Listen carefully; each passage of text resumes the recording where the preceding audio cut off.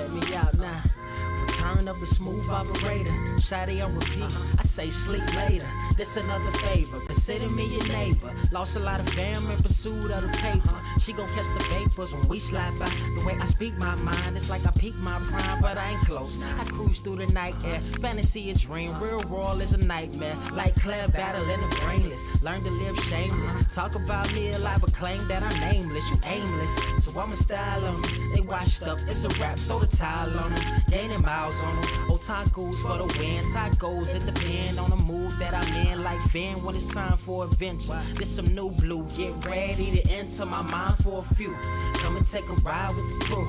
I'ma show you how to recoup days lost when you vibe with the blue. Come vibe with the blue. Yeah, about time to regroup. Fly, got my eyes on the view. Never hear lies, only truth. Realize why they vibe with the blue. Vibe with the blue. Vibe with the blue. Vibe with the blue. Vibe with the blue. Vibe with the blue. Vibe with the blue. Vibe with the blue. Vibe with the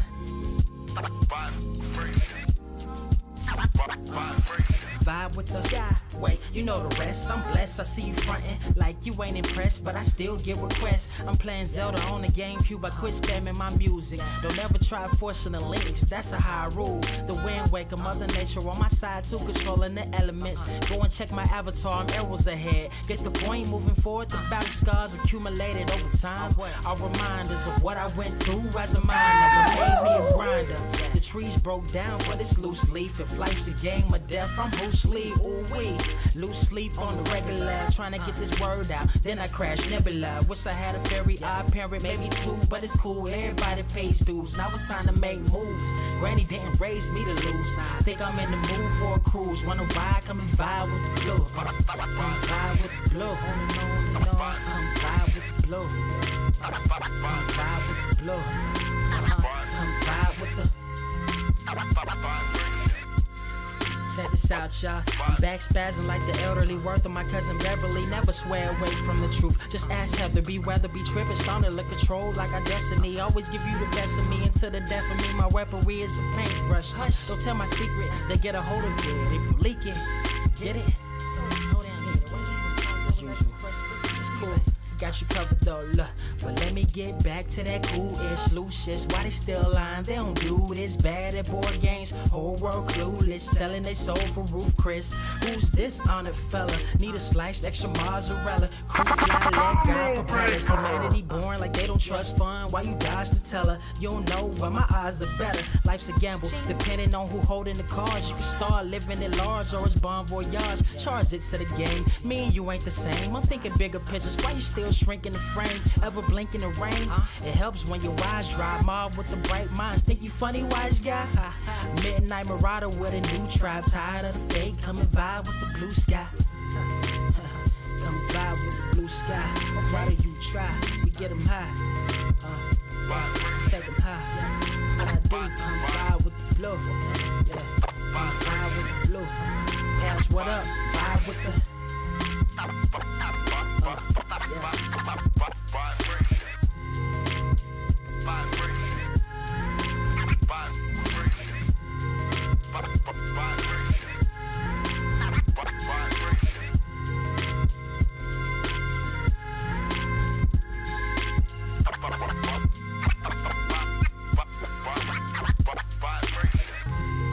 Motherfucker, are you out of your damn mind?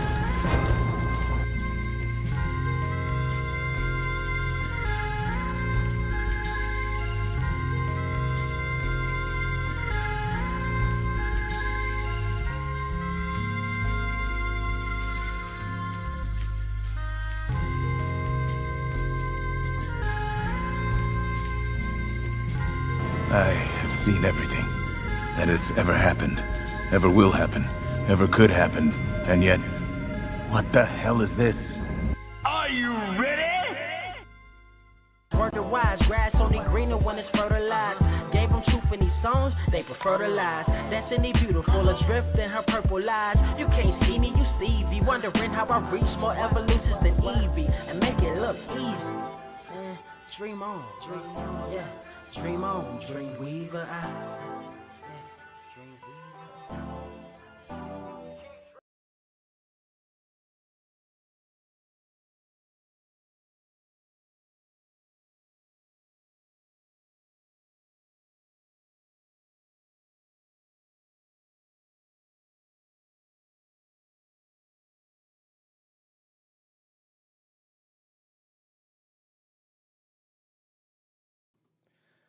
What is up, Earth's mightiest subscribers? It's your boy Ernie, Blerd Without Fear. Got the homie Carter presents. Welcome to episode 259 of the Blerd Cave, the #1 comic book news stream on this and any other in the multiverse that you can also find on not just here on YouTube. You can also find us on Google. You can find us on Amazon, iHeartRadio, Timbuktu, pretty much anywhere good podcasts may be found.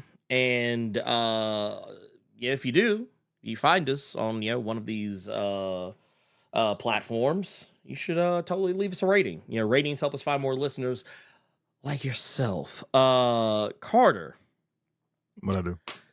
nothing. You didn't do anything. I hope. I mean, you guilty? Of reading Judge Dredd. That's the only thing I'm fucking guilty of. You mean the law? Pretty much. That's the only thing I'm guilty of right now. Okay, first off, I'm gonna need you to correct that sentence. What? You're not reading Judge Dredd. I'm not? You are reading the law, is what you're reading. Okay. You're reading the law, is what you're doing. You're reading the law. But that said, I know we're coming in a little silly after that, but I do want to say I said something about this Thursday, but I know a lot of people. I know each show kind of has its own core audience, so I'll kind of repeat myself here again today. If somehow, some way, it's one of those things. I don't know who. Yeah, I think everybody knows. Oh yeah. At this point. I want to believe everyone knows at this point, but I have encountered some people who are just now finding out. But it's one of those things that's kind of made news waves all over the place. Like I think I even saw it on like Entertainment Tonight or Entertainment Weekly or whatever the hell they were talking about it. Even Tonight, Inside Edition. Yeah, it made mainstream. It made mainstream international like news. So I mean, I feel like YouTubers, especially fans of comic book YouTubers, they already know. So I don't even think you have to say it. Especially with how we started this off, y'all ain't that far gone. Y'all know what. Man. Yeah, y'all know what time it is. Yeah.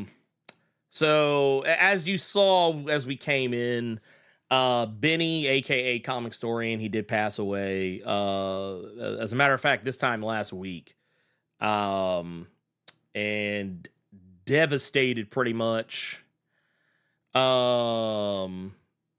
I would say devastate. Actually, devastated is probably an understatement, but I will just say devastated the entire comic book community, not just on YouTube, but just in general. Hell, I see some people in the chat even going as far as to say that they found out just the other day.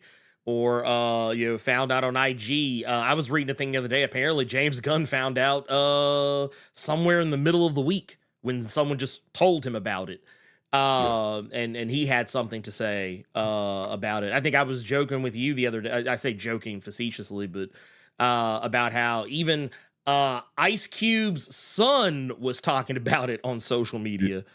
Like it was one of those things that it wasn't to say that I didn't think that Benny was popular. I mean, obviously he was popular, but you never realize the reach someone has, until something tragic like this happens. But I don't want to spend too terribly much time talking about it because as I stated on Nerds of Culture, Benny and I were not close. I would not even call us friends. Not because we didn't like each other, but just because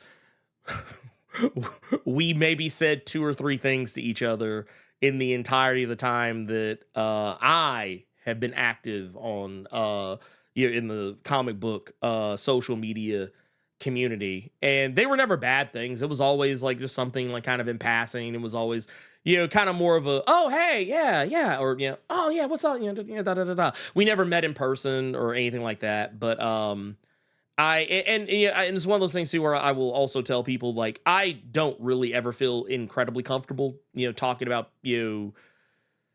people who are a part of the community that I'm a part of that I don't know very well when they, if and when they pass away, because Rob, obviously that's his boy. Of course, he's going to have something to say, and he is well within his right to say it. Sal from Comic Pop, Comic Drake, and, Dope Spill, a lot of these people that like actually knew him. I didn't know him. I have no inside baseball. All I can say is that I wish I did get to know him.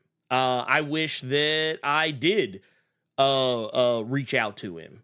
And as I had heard some other people did, I know Comic Drake and Dope Spill, a lot of them said that, that's kind of how they got to know him. I didn't do it because it was one of those things I just kind of assumed.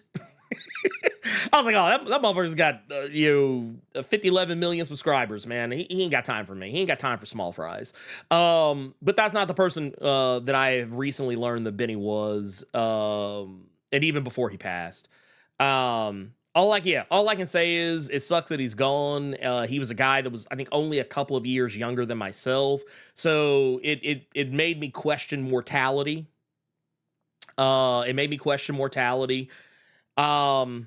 I, like a lot of y'all, I watched Rob's video about it. It was very difficult to watch because I saw a lot of the hallmarks of what I went through when I lost, my best friend to cancer. This was some years ago, and it's still, like, to say that now still kind of chokes me up a little bit. So knowing that kind of feeling is fresh in Rob's mind and his heart, it tore me up. I'm not gonna lie, it tore me up. And I reached out to him, and I let him know he's got people, but he's gonna need his own time, and I totally understand that. But I just want to let y'all all know that, that is. I just want to let y'all know it hasn't gone unnoticed on my part. And Carter, I don't know if you have anything that you specifically. No. There we go. I'm not good in situations like this, so to be fair, neither am I. I've like I said, I think you and I kind of talked about this as kind of like in passing, but. Yeah, it makes a motherfucker question mortality. Mm-hmm. It makes a motherfucker question mortality like a motherfucker. Once again, I think when Benny passed, he was just 40. I am on the cusp of becoming 42. And not 40, 2, but number 42. So yeah, this one it hit. It definitely hit me. It felt wild. So but yeah, I'm not gonna hold you. It makes you think. It makes you think about things. And yeah, that's things I don't like to think about. Like it made me question, like, oh man, what happens? After I die, and not like, oh, do I go to heaven? Do I go to hell? Like, do I just become a body that's in a box and it just doesn't matter anymore? Not like that. I think about like, what happens to my family? Yeah. Like, how does it affect the people that you leave behind? That's the part that's terrifying to myself, but yeah, like I said, I don't want to bring the mood down. I kind of want to keep it. I want us to stay in, relatively good spirits as much as humanly possible. And I guess I'm not gonna do this justice because once again, I am not Benny.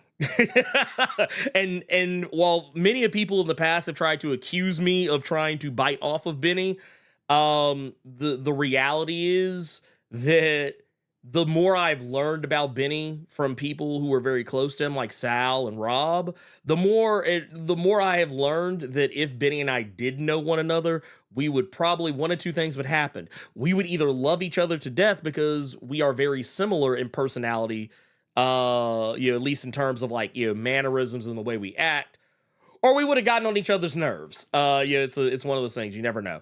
But it would have all come from a place of love. But no, we got Talali House out here.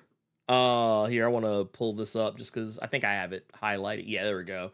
Yeah, we appreciate you, Talali House, out here with the man, 29 months out here in the Blerd Cave Silver Mine. Says crack-a-coom. Ben Potter. Hey, yeah, like I said, man, Benny was the dude. I mean, if not for Benny, honestly, a lot of the shit that we're doing right now probably would not be popping off. Probably would not be popping off. I'm not gonna lie to you. Benny and Rob were, kind of the, they were the trailblazers. I think even Rob said in his video that, like, he kind of started his, like, probably in and around about the same time, maybe a little after Benny. So I mean, those guys kind of, they set the table, and and I will I will be the first person to say it. I'm eating off the table they set. So, but that's neat. That like I said, that's not even news. Not at all. Not in the slightest. But that said, we do have some stuff that I want to address before we move on. We got let's see, where to go. Oh, it's over here. LP3. Here, and I'm gonna pull this up because this is actually on the this is actually over in our little special place over here, which, by the way, link in the description, where if you want to donate directly to us and not give Google or Jeff Bezos a single dime, link in the description. You can go check that out. This Streamlabs link, and you can you do that thing. You can do that. You can do that thing. That thing you do. That said, let's transition over to this. We got bam right here. We got LP3 tip 10 says, just want to wish the fathers an early happy Father's Day and an RIP/thank you to Comic Storian for being one of my introductions to YouTube channels into the world of comics, which that is like I said, I think it's true for a lot of people. We also got LJ Brown out here with the 42 months in the Blerd Cave Silver Mine. Out here, just says R.I.P. Benny, man. Hey, look, like I said, we're giving him his flowers, man. We're giving him his flowers because you got to do that thing. But the thing we're gonna do is we're gonna jump into The Boys. I know, right? How funny. How funny. We're gonna jump into The Boys.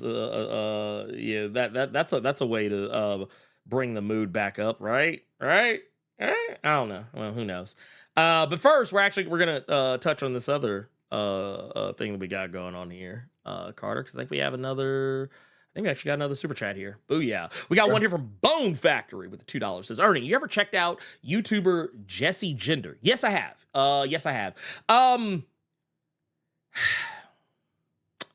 What's a way to say this? I don't watch a lot of Jesse Gender, mostly because I don't know if this is par for the course for all of Jesse's videos.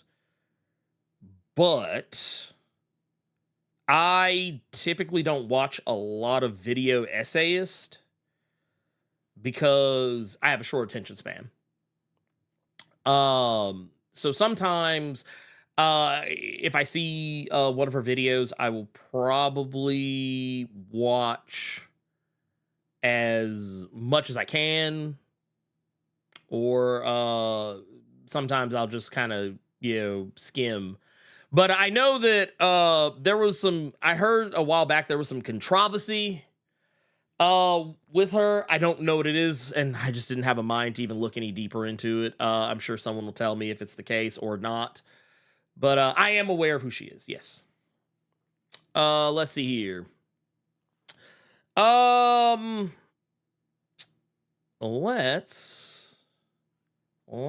get into the boys. Also, yeah, by the way, yeah, also same as kind of similar energy to LP3. Yeah, sometimes I forget about Father's Day because my dad wasn't around. Father's Day was just second Mother's Day for me. But yeah, happy Father's Day to y'all out there, because I know we actually got some good fathers out there, fathers, grandfathers even, and fathers to be. So yeah, go hug it. If you love your pappy, go hug his neck. Go hug his neck. Carter, you watch The Boys, right? Yeah. Let's get this out of the way first. Let's get this this part out of the way first. Because let's get this first. Let's get this first. So we got 3 episodes. Which, correct me if I'm wrong, Carter. When they did the third season. Oh, I can't. If you about to, I think I know what you're gonna ask me, man. Don't make me go back that far. I can't remember. I can't. Did they do a 2-episode premiere or 3-episode premiere? I don't think it was 3. I don't think it was 3. I think you're right. I think maybe it was 2. Maybe it was a 2-episoder. Yeah. I was surprised when I saw that. I didn't even know the show was out. Yeah. I was working and was just looking for background noise from YouTube to put on while I was working, and I saw a spoilers, by the way.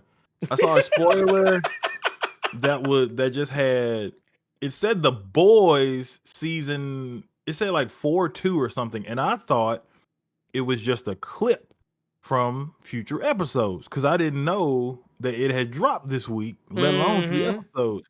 So literally the thumbnail was Homelander. The shit just said, "The Deep blows A Train." I was just like, what the fuck? What? And I'm like, this is the clip they came out with to entice people to watch. And then I realized how bootleg it looked when I clicked on it, because I'm like, what the hell? That it was the actual episode. So that's when I started looking shit up and realized they didn't drop 3 episodes. So I'm like, okay, dog, I'm off of YouTube today. I am off of YouTube today. And then I started watching them right then, just so I would not be spoiled any further. So the funny thing about this is they did a whole 3-episode premiere. And man, this motherfucker came out the gate swinging. It came out of the gate swinging. I don't know. Yeah, actually I do know. I'm just going to say bravo to Eric Kripke and all the creative minds behind The Boys up to this point in Boys season 4. Because Eric Kripke has found ways to reinsert stuff from the comic. Stuff that like was kind of ignored or reworked. And he's found ways to sneak it back into the show, but do it in a way that you're like, because case in point, what you just talked about with the Deep and A Train, all that was kind of a nod to to Starlight. Yeah, to Starlight. That's all. Like it, and like it just, I don't know. It was wild to me. That whole part was wild to me.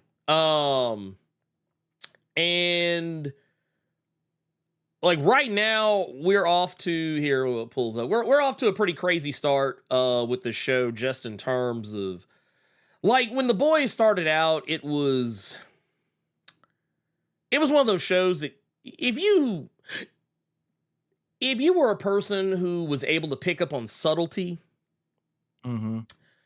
I feel like you kind of caught the messaging, the commentary. I mean, it wasn't even, and even the first season, even though a lot of people try and say that, oh, I miss when the show was more, was subtle. It's like, yeah, I wasn't really subtle. I think that just like people were being obtuse, like purposely obtuse. Oh no, I would disagree with that. I think it was subtle in those earlier seasons because I think I know where you're going with this. I would say more subtle, but to say more subtle to me is like just saying instead of hitting you with a sledgehammer, they were hitting you with a regular hammer. So what I mean by that is, and I guess this is going to make it even worse, but I think those first 2 seasons were subtle with it because the smart people understood the subtlety. They got the joke and were able to enjoy it. There was an interview that I was reading from Kripke where he wasn't understanding how people thought that the boys were the bad guys and Homelander was the hero. And then I watched and he just could not understand. And I remember in the article I was reading, he was just like, when people come up to me and say that, I just like, we've been telling, he basically said something akin to, we've been telling you this. I've been telling you this. Everybody's been telling you this. But when people come up to me and they say that now, I just kind of throw my hands up in the air. So I feel like those first 2 seasons, Eric Kripke just assumed that everyone was smart enough to get the joke. But now that he is realizing that there are a lot of people out there that are fucking stupid, now the message is more in your face, so you get it, you fucking dweeb. So I think that's what we're getting in season 4. He gave people credit that you are smart. Now I'm seeing you not. So let me slowly explain this to you. Well, I mean, I think even by his own words, though, I don't like I said, yeah. Were the first 2 seasons more subtle than now? Yeah, I'll give you that. Yeah. But I don't think they were subtle. I think it was pretty obvious. Like there was no like it maybe it's because I am very politically dialed in. I don't think they were subtle at all. Because you know what the word subtle means. The people that didn't get the joke, they don't know what the fuck subtle means, and I guarantee you they think you spell subtle with 2 T's L-E. Well, the fact that they can't spell it is already a red flag in and of itself. But no, it was one of those things where I was like, yeah, it was like from the word go. Yeah. From the word go, when I saw Vought, I was like, this is Fox News. I was like, this is Fox News, 100%. Like, it's not even like a coy Fox News allegory. I was like, this is like, the Vought media is basically a stand-in for Fox, Disney, Amazon, and pretty much any corporate entity. But like the way that they framed a lot of their news segments was Fox News. That was the way they framed all of it. The way that when we first got Starlight, they took stabs at purity culture and and Christian fundamentalism. I was like, dude, this like it's funny because it's the same argument that I think we had with people in X-Men 97. It's like when X-Men 97 was getting ready to come out, there were all these people that were like, man, these X-Men, y'all, these damn dirty X-Men, they've gone woke. They've gone woke. It's going to be woke trash is what it's going to be. X-Men 97 is woke trash. That's what we're going to say. And then the show came out, and all of them were oddly fucking quiet. And honestly, they didn't start piping up again until people started making fun of the fact that they were being quiet. So then they started trying to make up bullshit reasons to talk about X-Men 97, but not from a perspective of liking it, because that would cause them to lose the audience that they have trained to hate X-Men 97. No, what they did is they tried to come up with bullshit excuses as to why X-Men 97, despite being good, is still failing. And that's kind of what they're doing right now with The Boys.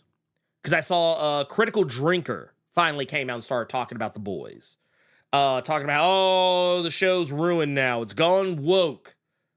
And once again, this is how you know these people are not serious. This is how you know these people aren't serious. These people are not serious because The Boys didn't go woke. It was woke already.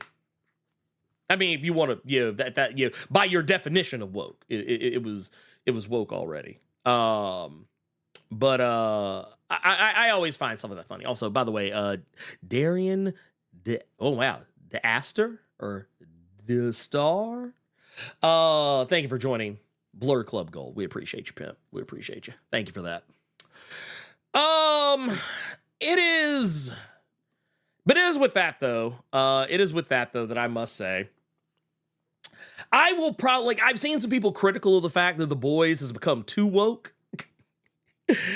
I don't care. I'm fine with it. Like there were some Pizzagate references. Actually, not even reference. There was this whole ass Pizzagate segment in the show. I think it was in episode 3. Yeah, exactly. Yeah, thank you, Warrior Fellow. Thank you. Yeah, as it should be. Critical Drinker is. Look, let me tell you something. If you tell me you get your news from Critical Drinker, The Quartering, Melanie Mac, or was it Geeks and Gamers, or Heel versus Babyface, or Young Ripper, I immediately dismiss everything you're about to say. I'm like, okay, I was like, this motherfucker's crazy. Is what this is.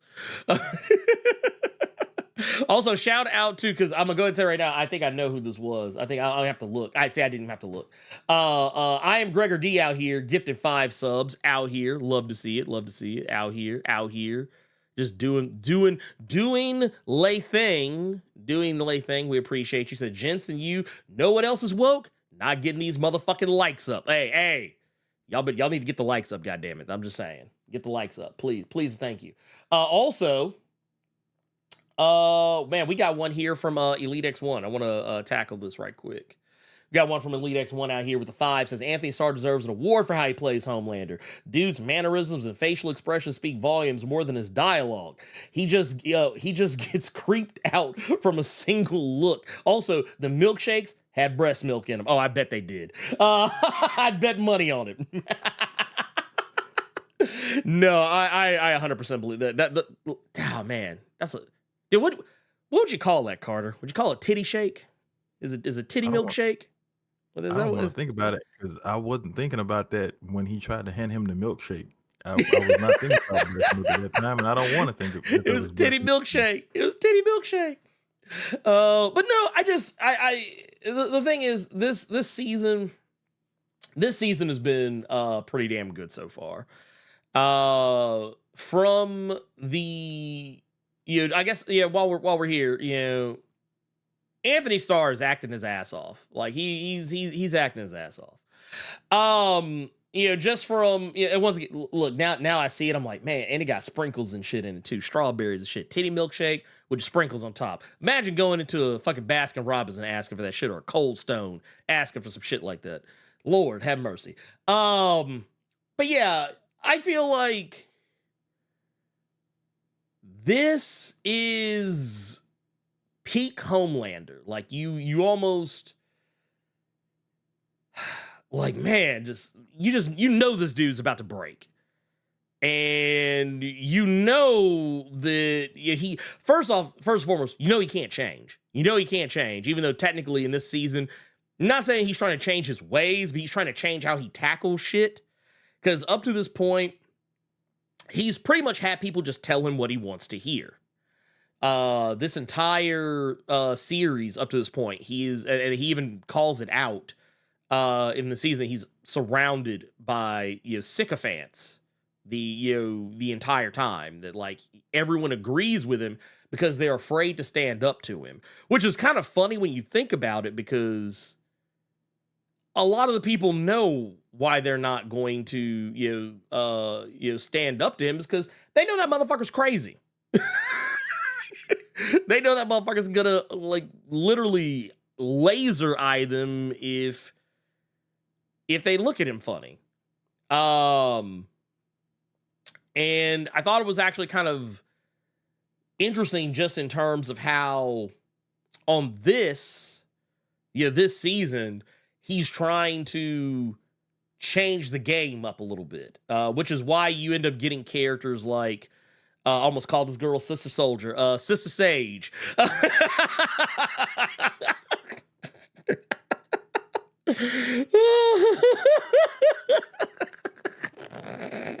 I'm sorry, y'all. So sorry.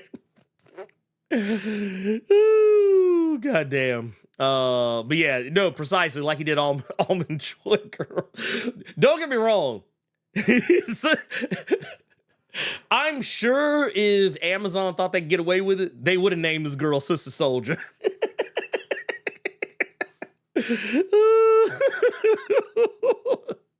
But yeah, no, a lot of y'all might remember. I think, is this Susan Hayward? I believe Susan Hayward. Any of you all that remember, because I did see a couple of people referencing it. Somebody thought the show was still going on, which was adorable. But a lot of you all might remember her face from the old Sony attempt at live action Powers series from Brian Michael Bendis. That's where a lot of you all are going to remember. Excuse me. That's where a lot of you all are going to remember her face from. I'm trying to remember. There was something else that she was in not too terribly long ago, I feel like. And I'm actually looking it up now because I don't like not knowing. I'll tell you one thing I didn't like about that character.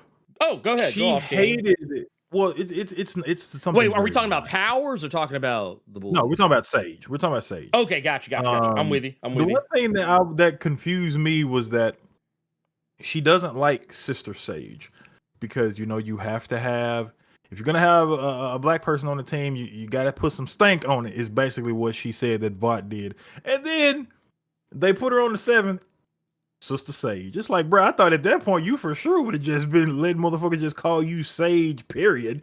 Yeah, but I do like. Well, there's a commentary to why that happened, but yes, of course, yeah, of course. I will say that I like her character. But I'm staring at my watch when she talks. Not because she's wasting time, not because she's boring and I'm waiting for when this scene is gonna be over with. I'm looking at my watch to see how long it's gonna take for Homelander to get annoyed and just kill this sister. Because I know we gonna get to that point now. Just from their first interactions, I thought it was coming. Yeah. Oh, no. I thought it was coming. I had a feeling, but the thing is, Homelander is so desperate. Like, he likes being challenged. Even though he doesn't like being challenged, he okay, there you go. It's the fact that she's not afraid of him is what it is. It's not the fact that he doesn't that he wants to be challenged. He wants someone by his side who isn't afraid of him. Because you kind of got to remember how Maeve was. The reason why he liked Maeve so much is because she wasn't afraid of him. At least not in any way that was outwardly obvious to him. Yeah. And Sage, and kind of going back to what we were saying earlier, like, him putting her in the costume and referring to her as Sister Sage, like, even she says, like, this was a punishment. This was a punishment for me standing up to you. She was like, even though you don't want to be, even though you say you want to be challenged, you want people to question you, you're still going to retaliate. And that's why I actually thought that was kind of a neat little, I didn't like that. You really think I'm that petty only for him to confirm? Okay, maybe I am. Yeah. And she looked at him, she was like, yeah. But, yes, a lot of people, y'all may remember she was on Orange is the New Black. She was actually one of the COs, if I'm not mistaken, one of the correctional officers. Okay. And what was another? Obviously, Powers, duh. But there was something else she was in too. I'm trying to remember what it was. I actually pulled up her IMDb because I was trying to go back and look. Oh, The Following. She was on The Following, which is funny because one of the motherfuckers who she's sharing screen time with right now Valerie Curry, also from the following. Okay. Which is why I was like, oh, okay, let's go. But yeah, I will say this though. I do agree with a lot of y'all. I do feel like I think that she is playing the long game. Mm-hmm. I don't think she's like, now let me make something incredibly clear here. She ain't working with the boys. I don't want anyone to think that I'm saying that, because she ain't.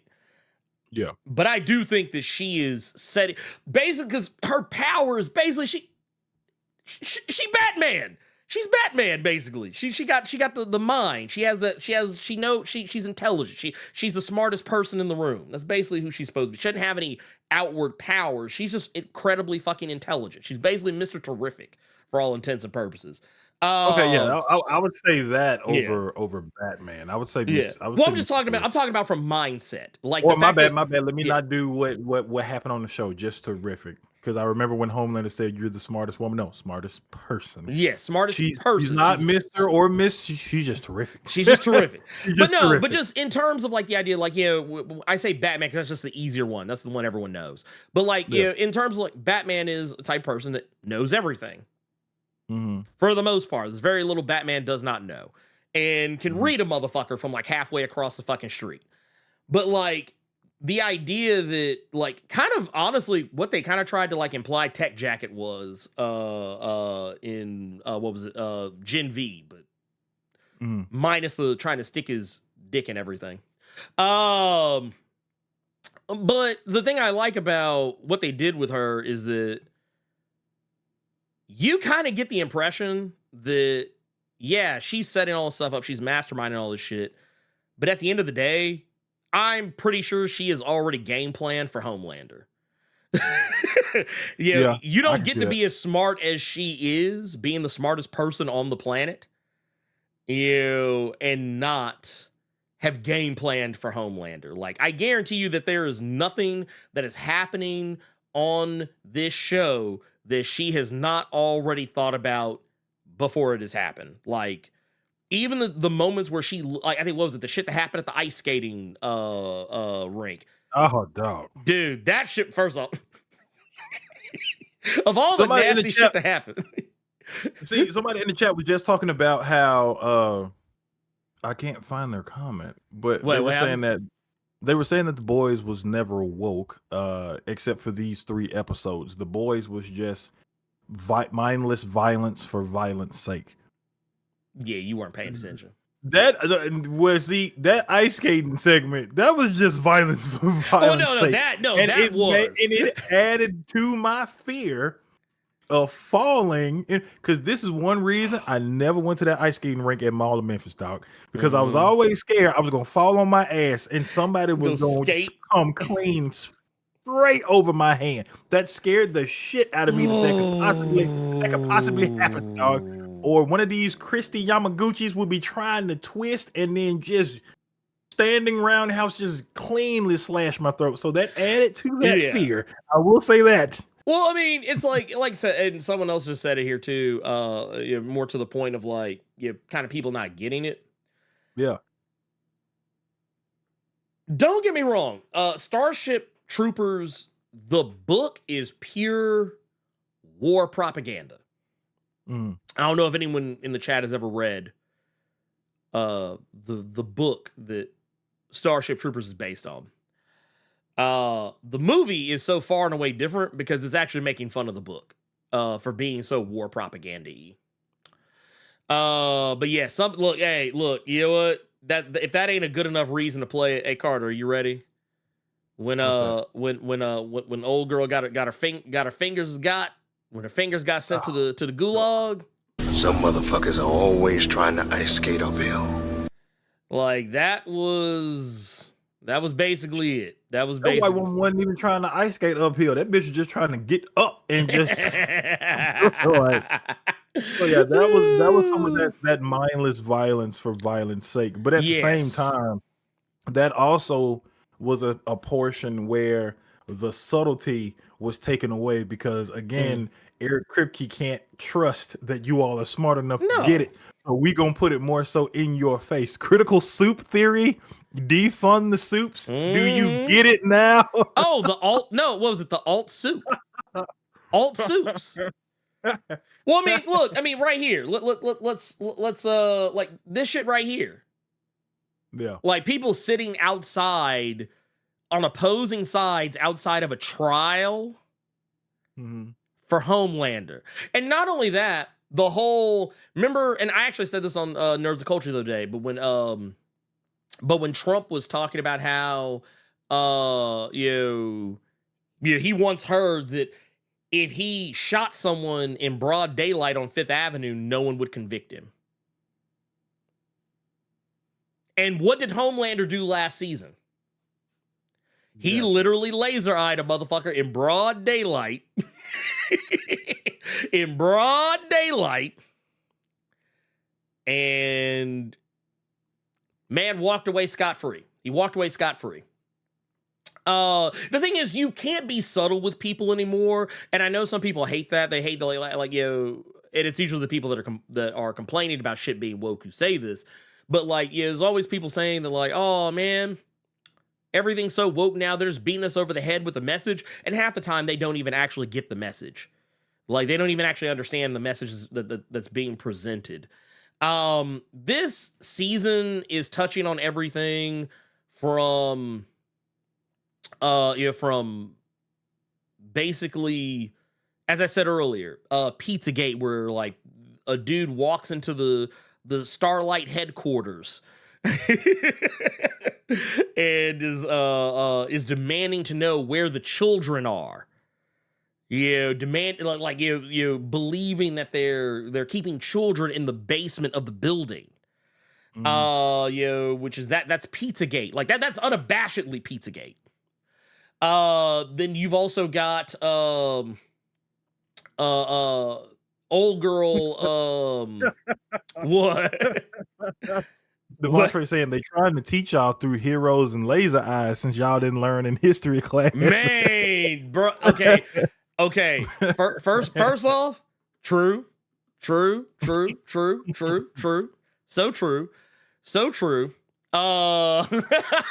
Wait, Eric Morgan with $5. Have we talked about the Jamie Madrox parody? Because I'm not okay.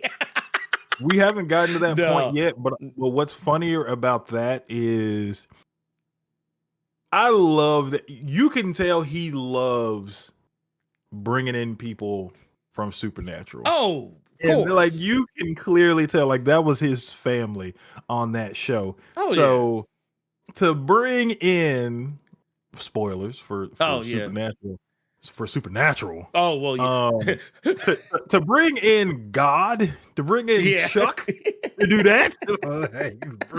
I ain't gonna lie, that was not the thing I was expecting. I was actually not. I was not expecting to see God, human centipede himself. That was hilarious. And then get pink eye. I forgot about that. All the dupes got pink eye. It was just bruh. Oh my god. I was like, also, I also love the fact that none of the dupes came out with clothes. The motherfuckers all came out butt ass naked. Yeah, I was not expecting to see Chuck just free balling it. You're right. And you know what? I will also say that was a cool way of him making the dupes because I never thought about how Jamie Madrox would make his dupes. Of course they wouldn't have the dicks out, but that's a gross ass way to just keep making more of yourself. It looks so nasty. So now, I'm gonna need Peter David or somebody to start having Jamie Madrox do that in one of these X Factors. I'm gonna need, bruh. I'm gonna need that because that looks so terrifying. That looked like something from Benjamin Percy's Ghost Rider or something, bro. It was so gross. Oh my god, dude, that's some wild shit to me. I'm not gonna lie to you. That is the fact that because it actually made me think about why would the clones have on clothes? Yeah. But no, get back on point here. One thing that I do like that this season has done in 3 episodes is in the last season. Ooh, whoa! Hundo. Just catching your stream and nice to see you guys covering the boys. You guys yeah. have great shows and I can't wait to watch it all later. If you don't have time to watch it later, remember we are on Spotify and all your streaming devices. I upload those myself. Everyone, please hit that like button for the Blerd Cave. Likes are free, support is priceless, and it helps their algorithm to grow. Now, thank you for that. Well, I was But gonna. go Well, ahead. I wasn't gonna gloss over it. Gloss over what?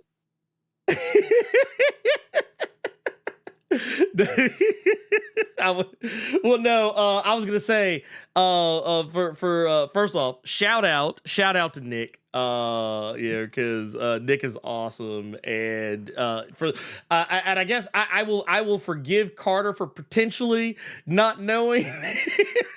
What I do? But so for those that don't know, some of y'all know. I think some of y'all probably know, but Nick is the big dog. Nick is the big dog over at Dynamite Comics, who's just awesome and amazing. And I just want to say much love to you. And yeah, thank you for that. Thank you. Okay.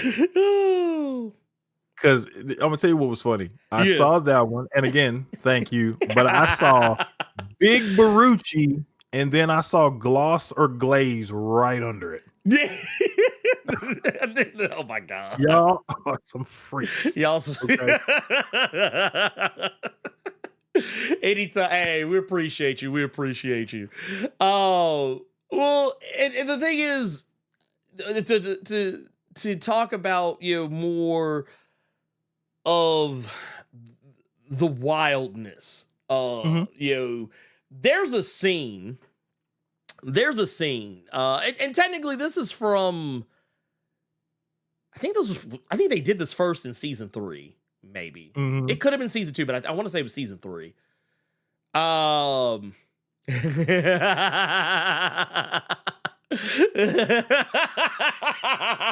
Okay, you saw it. Okay.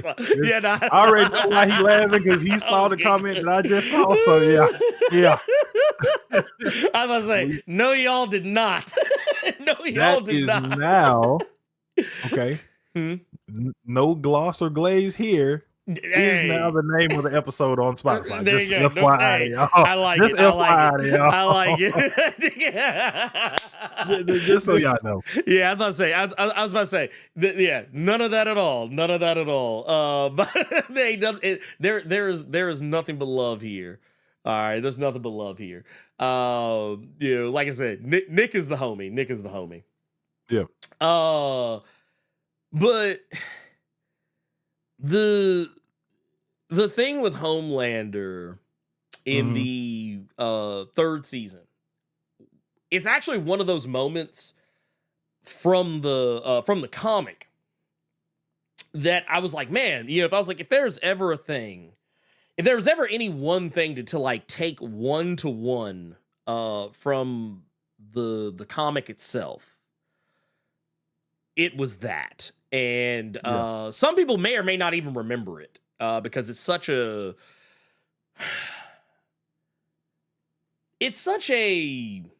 random moment. And to kind of show you what I'm talking about here, because I know I don't know who has and who has not, but in the comic itself, this scene is actually, you know, pretty much a thing. You know, Homelander talking to himself in the mirror, answering himself is basically his kind of way to, you know, I guess, compartmentalize everything he is saying and doing. But here, let's pull this up right here. Bam. But like this whole thing, and I want to say if I remember correctly, this is actually from The Boys number 49. I think it's from The Boys number 49. Gotcha. And this is basically like, you know, one of those moments. Like, this is kind of where the TV show gets it from. Where he's basically trying to compartmentalize to himself, or I guess trying to gas his own self up to do the things that he's about to do. And the show expertly upped the game on it. Like with this like right here, like with Homelander staring into a mirror, and like, and it's not just one, but multiple, because the mirror is now broken. He's getting multiple versions of himself talking to himself, which I thought was pretty awesome. And once again, reaffirming to him all the things that he wants to do. It's crazy. It is like it's kind of a two-way commentary, because I mean, yeah, not only is it just like, the mirror shattered, so like, of course, his he's seeing multiple images of himself, but his mind is splintering to the point that he's getting not multiple different opinions, but multiple reinforcements of his actions. Which one do you think is the one putting the gray hairs in the jaw? Which psyche do you think is the one? I ain't gonna lie, that motherfucker up top, the smirk on that motherfucker face, he looked like he did it. That motherfucker did that shit. Beretta did that. Wait a minute, I got to hold on. G, what's happening? Intrusive thoughts. Homelander drinking unpasteurized titty milk in the malt. No salmonella worries, straight from the udders. Hashtag the vitality. Y'all ain't shit. See, look, Nick just said it. He says it's the scared one that's bottom left. Ooh. So it might be John that pulls it, but it might be that little codependent ass one in the bottom left that's like putting it in the jar. I like that. That's what it might be. That is, ooh, that's devious. That's devious right there. He looked like he want to cry right now with the damn picture. Look at him.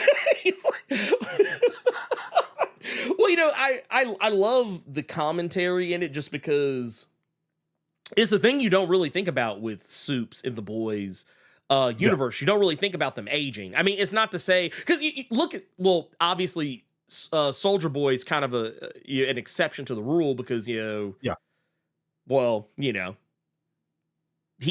been not in the gulag, but he's been in the waiting room for a while. He's been in the waiting room for a while. But like, you don't think about that with you don't think about that with Dean. Soldier Boy Dean Winchester. Oh God. But no, I'm sorry. Look, I'm sorry. I first discovered Jensen Ackles on Supernatural, so y'all have to forgive me. He is always going to be Dean. I don't care what he does. He will forever. He will forever. You know what's sad about that? Be Dean. Jensen, he won't always be Dean. What you sound like is me and Sean Ashmore. It don't matter how many of you all call him Iceman. It don't matter how many of you all call him Tim Breaker from Alan Wake 2. Sean Ashmore will always be that boy from Animorphs, okay? Jessica Alba and Jensen Ackles will always be some of the clones from Dark Angel. That's what they will always be to me, okay? I don't care what else Jessica Alba does. I don't care what else Jensen Ackles does. That will always be Dark Angel for me. I just want to say, I forgot that motherfucker was on there. Dude, I haven't thought about Dark Angel in a month of Sundays. But Dark Angel was what let me know that movie studios will use footage from other stuff. What I mean by that, the first Hitman movie that came out with Timothy Olyphant, okay? One of the first scenes you see are a bunch of Agent 47s as children running in the snow trying to run away from their oppressors in the compound. That footage was not a bunch of Agent 47 clones. That was the footage from fucking Dark Angel with Jessica Alba's little bald-head youngster self running from her oppressors. They just used that footage with the Hitman Agent 47 music, and people just vibed with it. I didn't coach you. Hey, look. I didn't coach you. You didn't think we'd notice, but we did. So Alan Richardson will always be fad. He'll always be fad. He is making a damn good effort though, because Reacher is hitting. He is hitting. Oh no, 100%. I will say with Anthony Starr, he has for sure, like, even though, yes, I saw him first on Banshee, that's Homelander, bro. He is too good. That is Homelander. Well, you know, it's like it's that moment where you have as an actor, you have transcended the role that people knew you for. Like That's what you always want to do. Like William Shatner. A lot of you all, like, you might be somebody that says Star Trek all day, every day. Me and like several other people will probably say Denny Crane. We will always say that. You know what I mean? So that's somebody who was actually able to do that. Oh yeah, no, that's it's the way. It's kind of the way I feel about quite a few actors, you know, over the years, where, you know, they start out as one thing, they become something else to me. I actually joked about this with Joe Casey the other day, where we were talking. Yeah, the topic of Generator Rex came up, and he was talking about, you know, spoilers for the interview that's coming out. But as if you can spoil an interview. But no, there's a part where we talk about Generator Rex, and there's a moment where he mentions, you know, because J.K. Simmons, you know, was part of that. And he's fire show. Yeah, oh yeah, a fantastic show. And he was talking about, man, it's like it's kind of wild having, you know, J. Jonah Jameson. You know, like you think when you think about actors, is, you know, how you know them. And I said, yeah. I said, you want to hear something wild? Is that I said I was just old enough to kind of be in a position where I had already seen Oz before I saw Generator Rex. So he wasn't J. Jonah to me. I was like, I said, no, this is Vern Schillinger. Why y'all got Schillinger on the cartoon with the garbage man whooping people?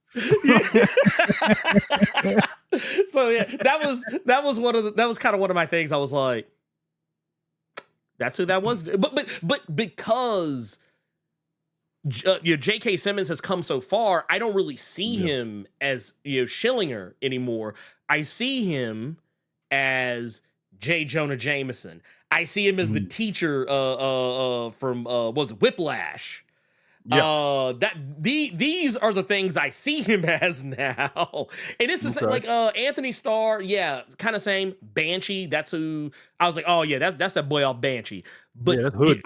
But now I'm like, nah, Anthony Starr, that's Homelander like a motherfucker. Like it's the same thing for Carl Urban. Initially, Carl Urban was like, what's the best way to put it? Like, man, he was the Pathfinder. Oh wow, he was the Pathfinder to me. That's who Carl, or he was the rider of Rohan. He was one of the riders of Rohan. That's who he was to me. But like when he came out with Dread and the J.J. Abrams Star Trek reboot, I guess. I was like, oh, that's Bose McCoy right there. I was like, that's Bose McCoy. Or I'd be like, oh no, that's the real law. That's the real law. That's Dread right there. Giancarlo Esposito Jr. For the longest time, that motherfucker was Dean Big Brother Almighty. And now, that's Gus. We have gone so far out the weeds. Oh yeah, here. no. Let's bring it back. Let's bring it back.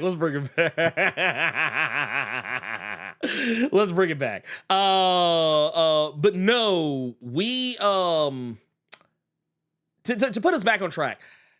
So I mentioned earlier, actress Valerie Curry. You know, kind of talking about more about the commentary involved in all this. You could kind of make a lot of calls on who she is as a person, like who is her direct real, like, because everybody has kind of a direct real world counterpart in some way, shape, form, or fashion. But like Valerie, which I don't really have a good single image of her, so I'm just going to use one of her with sitting next to Sister Sage. Yeah. But which once again, the following reunion, Lord have mercy. I don't even know if they were the one. Is that the one with Kevin Bacon? Yes. Is that the one he was on? Yeah, that was one with the cult that was all about serial killers and shit. Okay. Okay. And yeah, Kevin Bacon was out there trying to get him. But Gotcha. like it looked like she was a shitty Jubilee. I think that's kind of the point. I think that's kind of the point they were going for, and I have a feeling sometime before the show is, or before she either gets killed off from the show or the show inevitably ends, because it is ending soon. We'll talk about that here in a minute. We won't talk about that just yet. But Valerie Curry's character, Firecracker, which, by the way, the name itself had me dying the first time I realized that was her name, because like I didn't really follow a lot of the press release stuff for The Boys season 4, but because I kind of wanted to go in as cold as possible. Gotcha. And when they called this woman Firecracker, no lie, I was sipping on some water. I almost spit water all over this whole setup. I almost spit water it was about to look like the Dave Chappelle R. Kelly skit where he would just, that's what it was about to look like. That's how I almost spit water all over my entire computer setup. I was gonna have to sue Amazon. And why exactly were you about to spit water everywhere because of the name Firecracker? You know why. You know, because knowing Eric Kripke and the commentary that he was giving, I was like, I know some people are going to look at that and be like, oh, Firecracker, because her powers are like, making these kind of firecracker pops. I was like, nah, pimp. Yeah, because I did see several people saying, "Oh, so now they ripping off Jubilee." So won't you go a little bit deeper into what Firecracker means there, just to blur it out here? So here's the thing. See, look, boom! I knew it. Somebody in the chat immediately on her powers like Jubilee. I told you. Oh no, I saw it. No, I saw it. I actually saw it come up several times. But the thing is, okay. So here's the thing. Here's what I want y'all to understand. Here's what I want you to understand about our beloved Valerie Curry, who is playing Firecracker. Who, by the way, was she in the premiere? Are we still in premiere discussion, or are we just talking about the 3 episodes right now? Well, no, I mean it was a 3-episode premiere, so I mean, okay, yeah. Hey, I like how you did that. See, look at that. Okay, yeah, let's go. But no, speaking of, we were talking earlier about how we know people. She's she used to be the girl from The Following. She used to be the crazy motherfucker from The Following. She is no longer the crazy motherfucker from the Following. She is so Valerie Curry has transcended that girl. She has now become Kara from Detroit, Become Human. That's who she is to me now. So every time I see her, she is Kara. That is who she is. I don't care what you say. You can be like, oh yeah, that's that girl off The Following, or that's that girl off the Blair Witch, or that's that girl off of your whatever the fuck. No, that is the motherfucker. I think she was on Psych at one point. Maybe, I don't know. Point of the matter is, that's Kara. Yeah. That's Kara to me. But no, the reason why I call her Firecracker, why her name is Firecracker, because, well, yes, her powers are firecracker to make firecracker sparkles, but it's also because she's white. Woke? Whatever do you mean? This show is just violence. It ain't never been like that. What are we referring to right now? There's no we don't commentary. have a woman that's referred to as Firecracker because she white. And Sister Sage, had they put an AH on Sister, I would have screamed. I would have actually screamed. I would have hollered. Especially the way that Homelander said it in their first meeting when she was basically saying he was trying to clown Sage for not having a nice place, and she was just like, I'm smart enough to not care about the IKEA stuff. All right, sister. And like I said, oh God, are they about to do it? Are they really about to do this? Like there's already been so much other stuff to even talk about on the show, but since we are on Firecracker right now, yes. There's one thing I do want to ask you. Go ahead, shoot. How do you feel about the interaction between her and Starlight, and why she just has this hard on for hating any and everything to do with Starlight? And I mean, Oh yeah. she even got uh uh shadow clones that are just infatuated with her, do everything for her. She got all these people that do everything for her. I do like that when all the dupes caught it and all the boys are standing their ground with her, she just did a Dale Gribble real quick and then just ran. Oh yeah. Just like, but look, she knew it was over. She knew it was over. Like she had to know it was over. And I love how her conversation with Sage, where she was trying some low key shit until she realized who the strongest in the room was, and then I wanted that handout real quick. She wanted that info. Which wait, huh? What? Who? When? I love that interaction between her and Sage, where it was watch your mouth, because I have all the control right now. So I did love that interaction. But how did you feel about Starlight? Yeah, no, someone just literally just said, I think Elite X1, get the fuck out of my head. But yeah, that's precisely my point. It's Mean Girls behavior. It's literally mean. It's Mean Girls behavior. And you know, to be fair, I actually appreciate the fact that, like, because it's one of those things. Starlight said something that I felt. He said we won my up here, man. We we are dude, we really are. Like a lot of the times I'm always like, god damn, dude, he said the same shit I was thinking. Full disclosure, the other day it came out, we got on the topic of Batman Ninja in the Left Face Discord, and so, yeah, I didn't say exactly what I thought about. Yeah, I mean, I said I didn't like Batman Ninja, but I didn't describe my experience with Batman Ninja. And then Elite X1 described his experience with it. I was like, damn, I had the exact same, like I had the exact same fucking experience for somewhat slightly different reasons, but literally same exact experience. But no, as far as the whole Mean Girl shit, yeah, what I liked about it though was that Starlight, it was kind of a, without really going too terribly, far off, too terribly far off into it. Yeah, as far as like, the goriest of details, Starlight basically said the thing that I say all the time, that, the person you were when you were like 12, because I think it was heavily applied. It was like, what, 12 or 13 years old is how old they were when this happened. The person I was at, 12 or 13 years old is not the person I am today. And I will freely admit, while I was never like to the point where like I made fun of people in the way that Starlight did, at least, not like that. I mean, yeah, I'm not gonna say I never made fun of anybody, but like I never hounded anyone the way your tone came across. Yeah, I ain't go as far as that bitch did. Yeah, I mean, I didn't. No, I mean, yeah, we would, like, don't get me wrong, because I mean, Carter, you already know what time it is. You from Memphis, you know how it goes. Motherfuckers used to check back in the day, and if you didn't know how to check back, then it was gonna be a long day of school for you. God forbid you was one of the ones that was laughing in the back. Oh man. I know you ain't laughing back there, and then you caught it for like 45 minutes. Ooh, man, look, let me tell you something.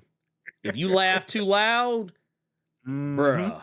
Ooh, man. Like, let me be real. I will definitely say I was not a pure good, clean Christian boy or anything like that. I was a shitheel as a teenager. And the person I am today looks back at who I was then and thinks, you fucking heathen. Like I look back at how I used to act back in the day, like back when I was in high school, middle school, and I look at myself and I'm disgusted with myself. But that said, that was the kind of reaction that Starlight had that I was kind of like, which granted, I don't think Firecracker gave a shit about, but because once again, it is not incumbent upon the person who has been traumatized to forgive the person who is the traumatizer. Yeah. Regardless of the situation, regardless of the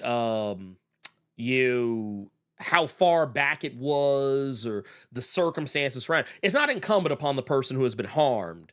And I do think that it is interesting that, and I think this is the even bigger commentary, that Firecracker is a monster of Starlight's making.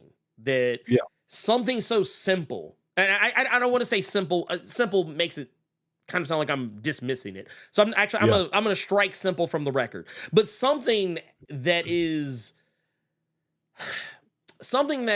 as common, we'll put it that way, as mean girl behavior.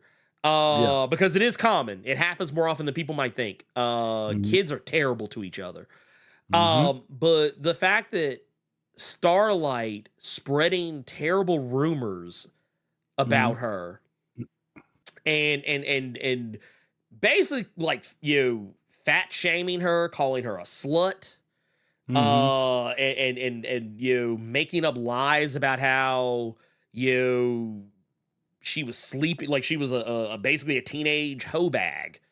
And that traumatized, like I'm actually, even though technically I don't generally like to get too much sympathy for characters like Firecracker, because she's kind of gone, she took that trauma and just kind of turned it into this just gives me fair game to be a complete total terrible person. I don't want to, I don't know if I really want to see this or not. I don't know if we will see this or not. I kind of feel like at some point we probably will get a flashback to that moment or that time frame to kind of better explain why Firecracker is ultimately the way that she is. But I do find it interesting that Starlight seems incredibly remorseful about the situation, but it does not matter. Exactly. It does not matter. You started this shit, I'm gonna finish this shit. And I have to disagree with you in the stance of wanting to see a flashback. I don't think that we need to see a flashback, just because even though I said I don't want to. Oh, okay.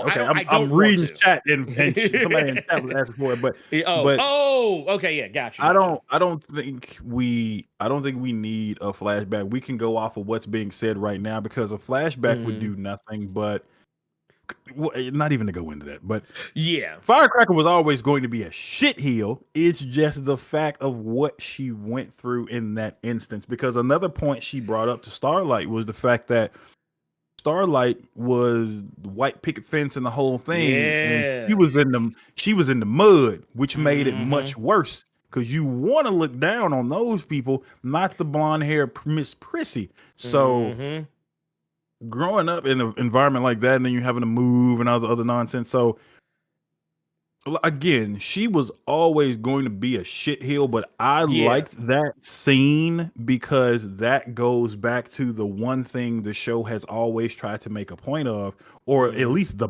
book always tried to make a point of.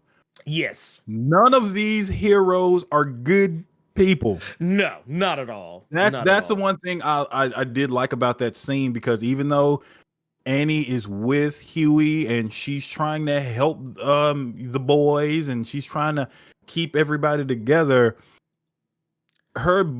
she still got some dirt on her. That book is not clean. So even though she was a kid when this happened, I get it, but you're not as clean cut as you're trying to be now. Yes, because I mean, shit, you and I both have probably seen several people that we went to school with that were horrible to us. We not gonna go to the extent of fucking Firecracker. No, but no. If you see certain things have happened, you might snicker a little bit here and there because you remember how you got put through the ringer with it. So that's something I really did like, to where your nose isn't clean, mama. No. Like at all. So I did like that. I did like that. I appreciated it. I like, and to be fair, I mean, this girl is basically what's that bitch's name? I don't mean to call her a bitch dismissively, but oh my god. well, I mean, I don't feel bad about this, because I mean, she is. Pearl Davis. This is who she is. She's Pearl Davis. She's just pearly things. That's who she is. Like, even to the point where, like, when no, you can't say that. You can't say that. You can't say that because this woman's attractive. Stop it. Oh, she's a Hollywoodized version of Pearl Davis. She thirsty as hell because the whole scene with Homelander where she is like letting you know, like Homelander could clearly tell she was choosing, but at the same time, bitch, if you don't get away from me, that was his in here. Well, it was also funny because like within like in less than like 5 minutes of her making a proclamation that she didn't have to blow anybody to get on the 7, and she's already offering cheeks to Homelander, and she ain't even officially inducted yet. I feel like she ain't even been on the team 24 hours. I feel like he like did some kind of because that was a point that I was trying to make prior, but we started talking about something better. I like that they're making more of a point for Homelander to use other abilities of his. Yes. Looking at the tumor that was in Butcher's head, the little droplet of sweat hidden, like that little ass drop of sweat hidden, and he's smelling it. He knows it's Huey. Yeah. So he smelled Butcher. He smelled Butcher on his son. Yeah. So he was like, "You've been hanging out with Butcher," and it was like, "Bro." So I see Seattle KO in the chat saying Homelander would wreck that. Here's what I think actually happened, because she is clear as day. Like, I like you and I want you. Oh yeah. And I'm pretty sure Homelander did X-ray, looked at her chest, and said, in the words of Dave Chappelle, "The milk's gone bad," and he just didn't want nothing to do with Firecracker. I think that's what it was, because he looked so uninterested. Oh yeah. I mean, so uninterested. Look, that man said, "Look, you ain't got no titty milk in there." Like that. No, that milk is expired. Is what. Yeah. I will say this. I saw some people bring it. Yeah, A-Train. I like A-Train this season. I have largely not liked A-Train very much. Not saying that the character is bad, but just like you're not really supposed to like him at first. But over the course of the past, like, season and a half, they've been kind of trying to show that A-Train has got his own shit going on too. Yeah. I do appreciate that it does. Like, I think it's safe to say he's gonna flip. He's gonna flip. Like, they've been kind of angling at him flipping for a while. Gonna kill him? Yeah, he's gonna get killed. He's gonna end up. I think what's gonna happen is I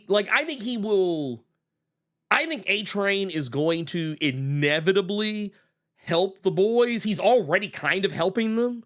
Yeah. But, because he cleared the name. Because, okay, that's the one thing. Because you can't really talk about his arc without talking about the other thing. So, Sister Sage. Mm-hmm. Yeah, because like I said, she's putting together this plan to turn Homelander into basically Injustice. Also, by the way, the fact they had an Injustice scene. These motherfuckers, they was playing Injustice the Boys edition. I thought was hilarious. But no, I loved that.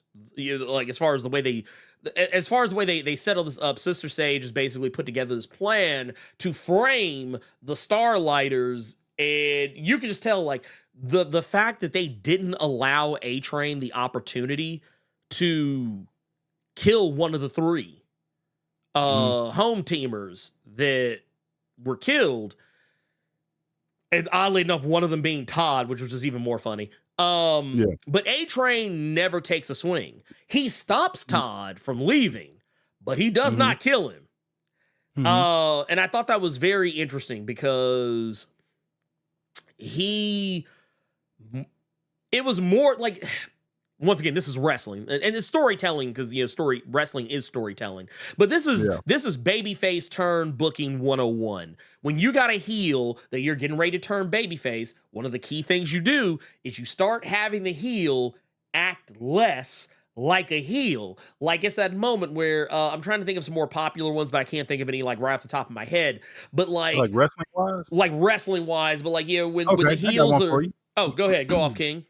There was one with There was one in TNA when Sting was with the heel group, the Main Event Mafia with Kurt Angle. Okay, and you know they were whooping on all the younger TNA guys, and then at some point, Sting was still with the group. He was coming out with the group. He might do an asshole-ish thing, this, that, and the third. But when it came to boots to asses and all the heels are beating up all the faces, he just kind of in the back.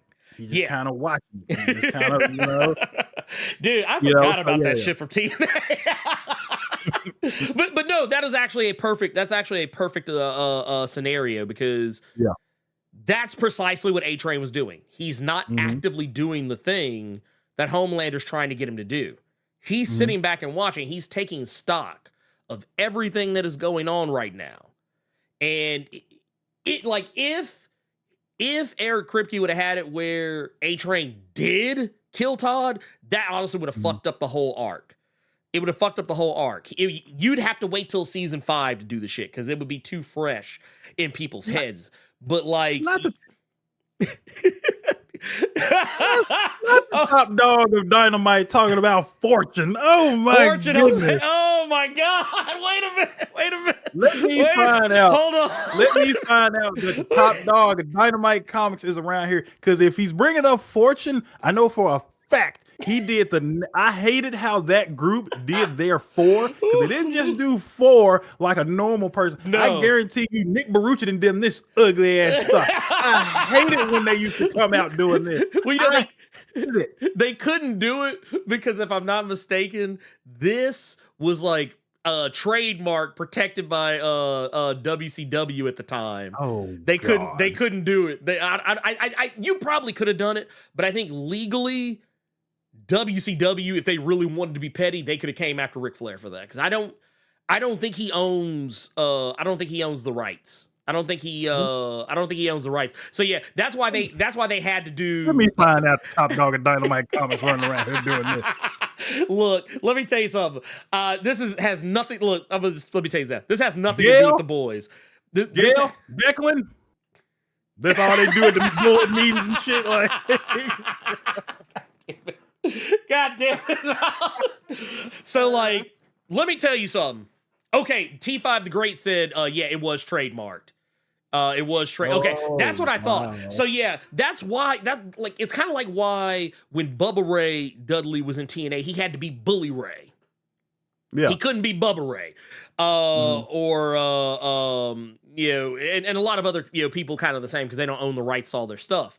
But I showed my wife the other day a clip of the Woo Off. Oh God. And my wife just looked at me. She was just like, well, here's the thing. So this all came up because she had recently watched The Iron Claw. When she went on her trip, it was on the plane, so she watched the movie on the plane. Yeah. And she was talking about how the guy who played Ric Flair wasn't a good Ric Flair. And I said, well, that's kind of, which to be fair, she's not wrong. But I said it's for 2 reasons. I said the Ric Flair that was around during the time frame they were talking about wasn't quite the Ric Flair we know him as today. He was, but that was more like the early stages of that version of Ric Flair. If we're going off of the comic that came out during that era is when he was working for the government. He was secret agent. Well, I mean, that's also true. That's also true. That's I wish right you audio file to see the look on his face when I said it. God damn you, motherfuckers. Oh my God. Stop. He was anyway, the point is the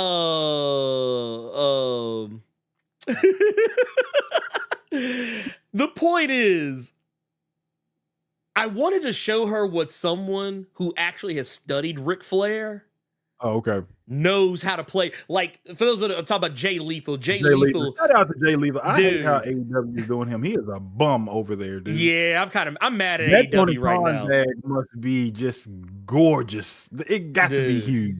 Oh, yeah. No, the bag is, I imagine the bag is significant, but like. Yeah, back to your point. Oh, but no, Jay Lethal was so good at being Ric Flair that like, it not just Ric Flair, of the current day, but how Ric Flair used to be from like back in the 80s. Like he was actually a bit like Jay Lethal was really good at getting like the mannerisms and shit of like, so I was like, even the way he would talk, his cadences where he would pause in certain places or how he would draw out certain words. Like, and to be fair, Jay Lethal was also really good at mimicking Macho Man. But I mean, I always felt like Macho Man was low hanging fruit because like he is really easy to mimic. At least if you've watched enough Macho Man, you can, because Macho Man had that thing where he would talk kind of, and then then out of nowhere he would kind of rise up in tone, kind of that shit. But yeah, when I showed that shit to my wife, she fucking hollered and she was like, she's like, I know it would have not been the right casting. Yeah. She was like, man, they should have the movie would have been better if they would have cast Jay Lethal to be Ric Flair. Yeah. She said it would have been more accurate to the character. I remember when they did the woo off, and there was one scene where I'm like, Jay Lethal paid for that later. When they were doing the woo off, and he took his jacket off like Rick does, and then he dropped the elbow on the jacket at the top of that apron. I know his elbow was screaming, dog. I know that hurt. Dick was literally just talking. Oh, it's okay. Yeah, he just brought. Yeah. Yes. Yeah, that was the one part where I cringed. I actually cringed because he jumped and dropped an elbow on the apron walking off, and I'm like, you lit your funny bone up. I know you did.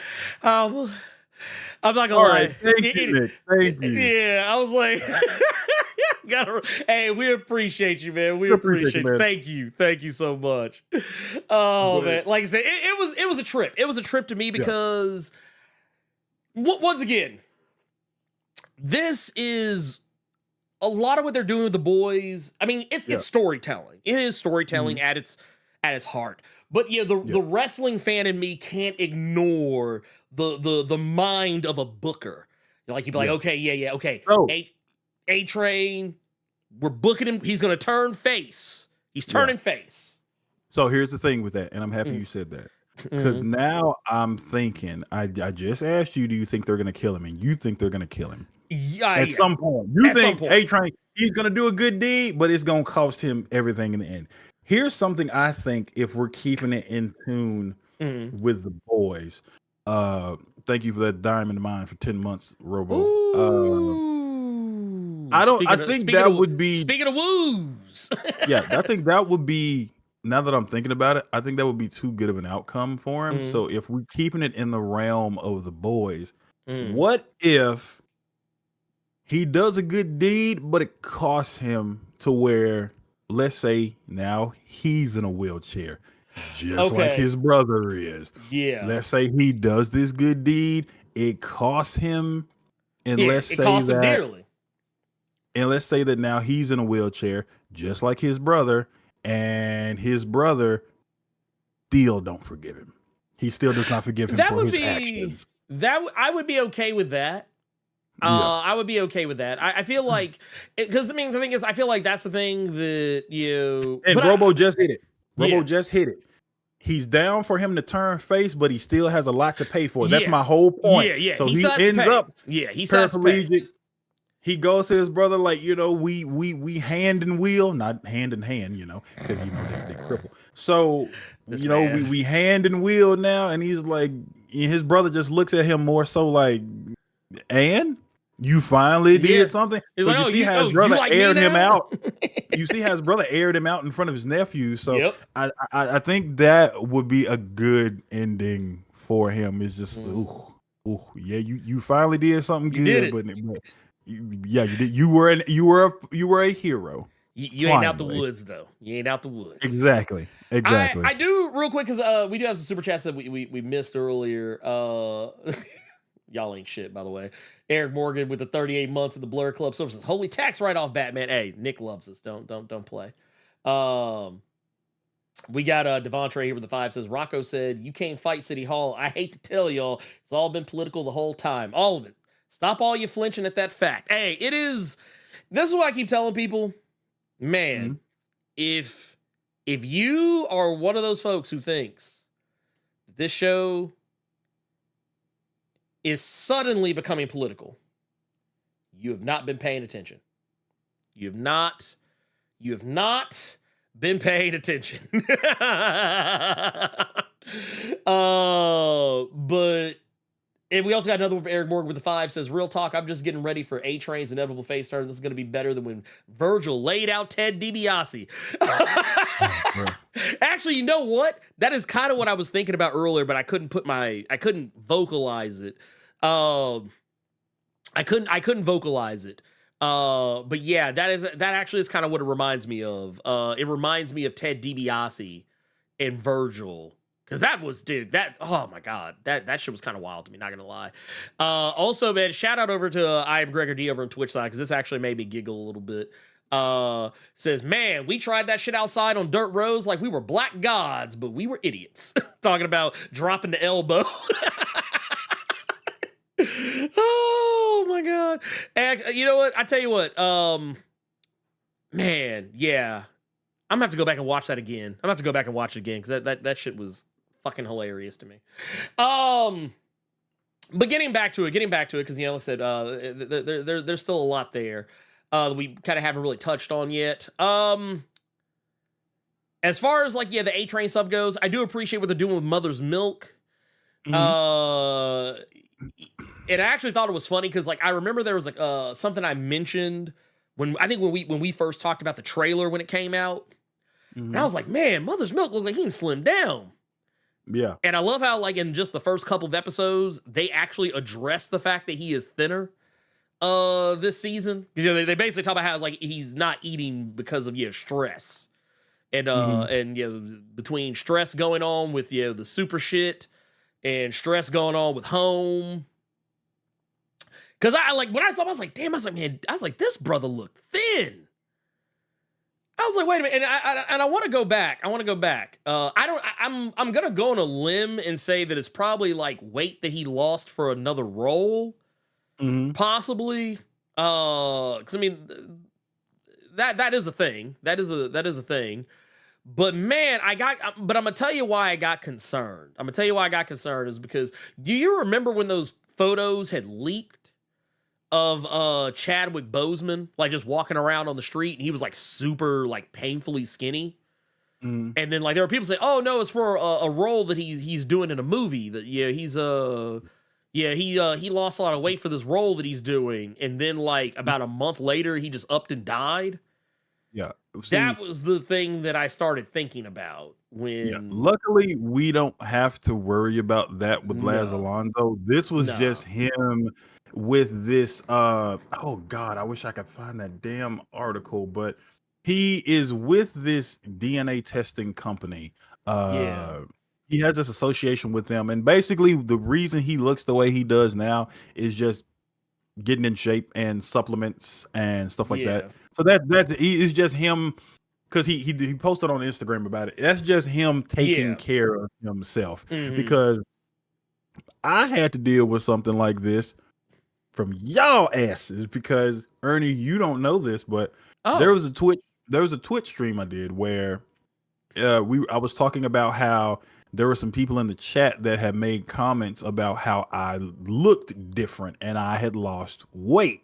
I think it really came up when you did that video montage of you and I, and people could kind of tell that I had lost a lot of weight. And then somebody in the chat, or somebody in the Twitch chat at the time, they made the comment that yeah, you have most definitely lost weight, Carter. I didn't want to ask, but I thought you were sick or something.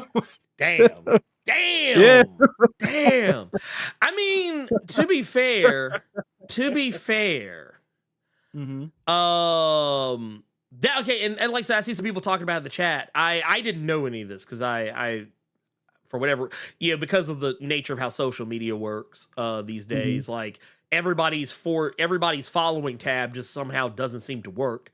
I I didn't catch that part. So yeah, I think that's cool. It caught, like, the thing is, it just caught me off guard because, like, yeah, when you use, it's kind of like the first time I saw Anthony Anderson thinner. I was like, ooh, Yeah. I was like, dude, is he okay? Yeah, that shit still throws me for a loop when I see them blackish episodes because I'm that like, is. ooh. I'm always gonna think two can play that game. Romeo must die, big ass Anthony and Dude, when I saw the first time I saw Bruce in a long time and saw he was, you know, thinner, I was like, oh, I'm gonna tell you what. I'm like, you good, Since you want Bruce? to keep it on. You want to keep it on comedians. When I saw Lavelle Crawford on Club Shay Shay, dog.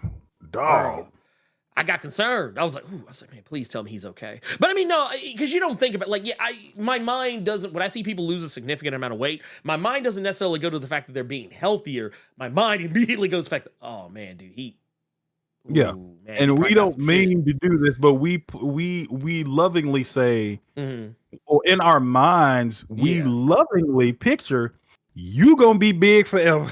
I mean, they kind of, well, because how you meet someone, by it. Yes. It's how you are first introduced to somebody is just kind of how you expect them to always be. We have seen Bart Simpson in an orange shirt and blue shorts for decades. Bruh. The one time we see that boy in a polo, this must be the last episode of The Simpsons. Like, yeah, I mean, it is like it is what it is at that point.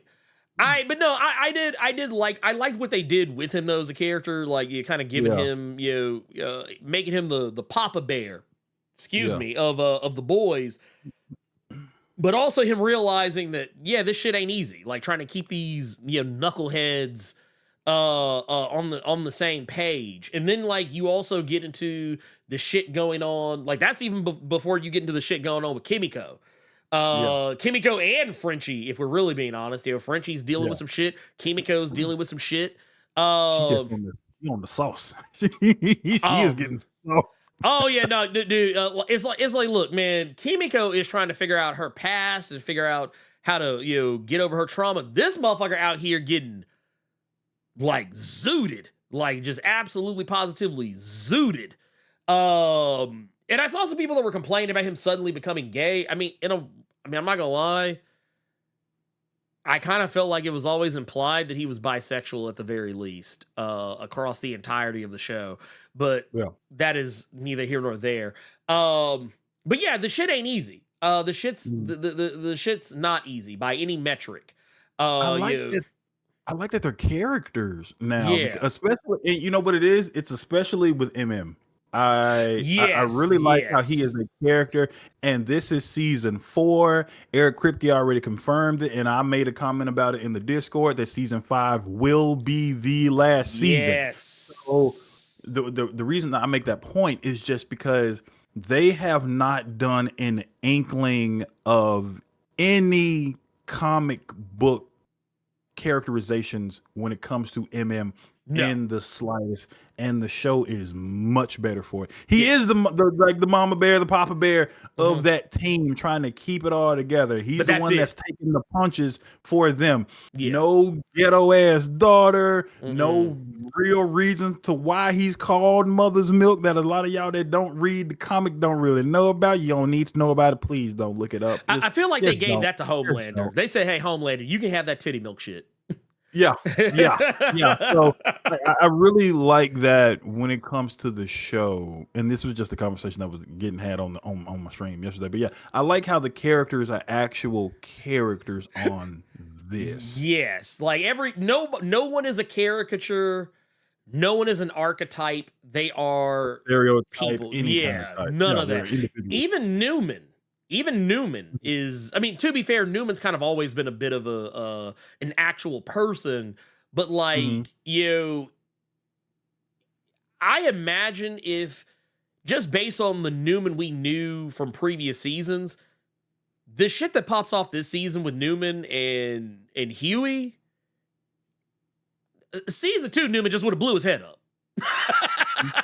She would just head popped him and moved on. Like, did you believe her in that scene with Huey? That she wanted to tell him, she looked at him. Okay, I did. Well, because the reason why is because once again, she did she could have, she could have ended him. Like she could have ended him in the first episode, but she chose not to. And it was the fact that, like, I mean, and to be fair, she knows that he can't really do anything to hurt her other than expose her. That's the only thing he can do. And she's like, there's no, like, and because we've seen what happens when Newman is around someone who she doesn't give a shit about. Like, she don't care about you. Your head is gone, and that's it. Is in the story. Your head is popped, and you could be literally like, man, fuck that, and all of a sudden your head is gone. That's it. Like that like you wouldn't even get the whole, like, you'd have to be like Key and Peele, be like, so I called her a bitch. Like you ain't saying that shit in front of her. You ain't saying that shit in front of her. But I do, I like I said, I appreciate the nuance that we are getting with these characters and improve. And this is what I think every comic book adaptation should strive for. You should strive to not just tell stories about the characters who are in you that are part of this. You should strive to tell stories that enhance those characters. I will say though, if there's any one weak part of this show, not gonna lie, and I feel terrible to say this. Okay. This motherfucker right here. I feel like with stories like this, that's always gonna be a thing. I feel like, and maybe that's wrong to feel like, but yeah, I feel like that's always gonna be a thing. I have not yet seen one show who can do that arc. Where is the will they, won't they child? I have not seen one show that can do that well. No. It's not even about Ernie hating kids with behavior problems. The little boy's getting on my goddamn nerves too. But it's just I can't think of one thing ever done that where you feel for him or you care, or you're not gonna feel like how Homelander felt. You're not gonna sit there like Butcher was. I haven't seen anything to where you're gonna feel like Butcher. I've seen everything to where you're always gonna not be as crazy as Homelander, but you're gonna get to know it like Homelander. I've never seen that in any show. Nah, it's a tough act. It's a tough act. Like, I don't envy anyone trying to do this. I do not envy anyone trying to do this, but it was one of those things. And to be fair, I want to make it clear here. I don't think the kid's a terrible actor. What I'm saying is just like, because there's some moments where, and I think some people could misread it. I could easily see some people misreading it. There are some scenes, like specifically the scene where they're filming his heroic debut. Yeah. And he's reading the lines. He's reciting the lines. He's saying the lines the way he's saying them because he's supposed to not feel comfortable saying what he's saying. That is the correct line read. It's just really, for me, it's and Robo kind of called it. Yeah, I'm not terribly fond of children with behavioral issues. And here's the thing, and it's not because I hate kids. I want to make sure well, yes and no. Okay, so let me make it clear here. When I was a kid like this age, even younger, I hated being around other kids. I hate, like, that was something my mom used to always tell me. She was like, you hated kids when you were a kid. And my daughter is the same way. Like, she doesn't like bad kids. Or even kids that are like even when kids are mildly bad around her, she doesn't like it because, like, I remember, during the pandemic when they were doing like at home, like, at home schooling, or whatever, through Zoom calls and Microsoft Teams or whatever. One of the things she couldn't stand is when kids would like be making a lot of noise, not muting their mics during class and disrupting the teacher. That's just how she is, and she gets that from me. I can't even fault her for it. But that said, yeah, I've never, matter of fact, anytime you introduce a child element into a show, I usually take that as a death sentence. Yeah. Like case point, Walking Dead. I fucking hated Carl. Fucking hated him. Never liked him. Not one bit. Especially, and the worse he acted, the worse I hated him. If that tells you anything. one of our favorite shows, Carter. What was the boy's name on Angel? I keep forgetting his name because I hate him so much. Connor. That mother couldn't stand that son of a bitch. Ooh, I was so ready for that motherfucker to go somewhere. Could not stand him. Could not stand him. Was ready for him to go.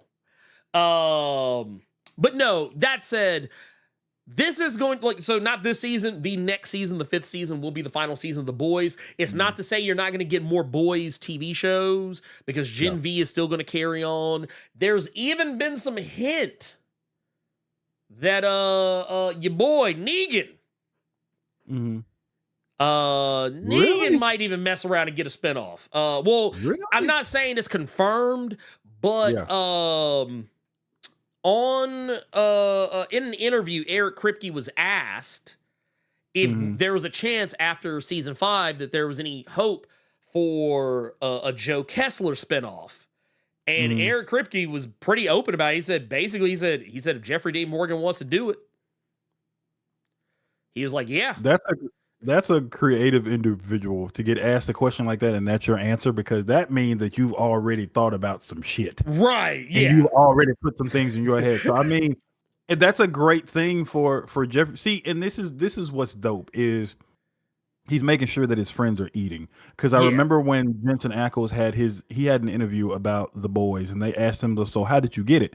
And he said, he just made a joke in passing, talking to Eric Kripke about the finale of Supernatural.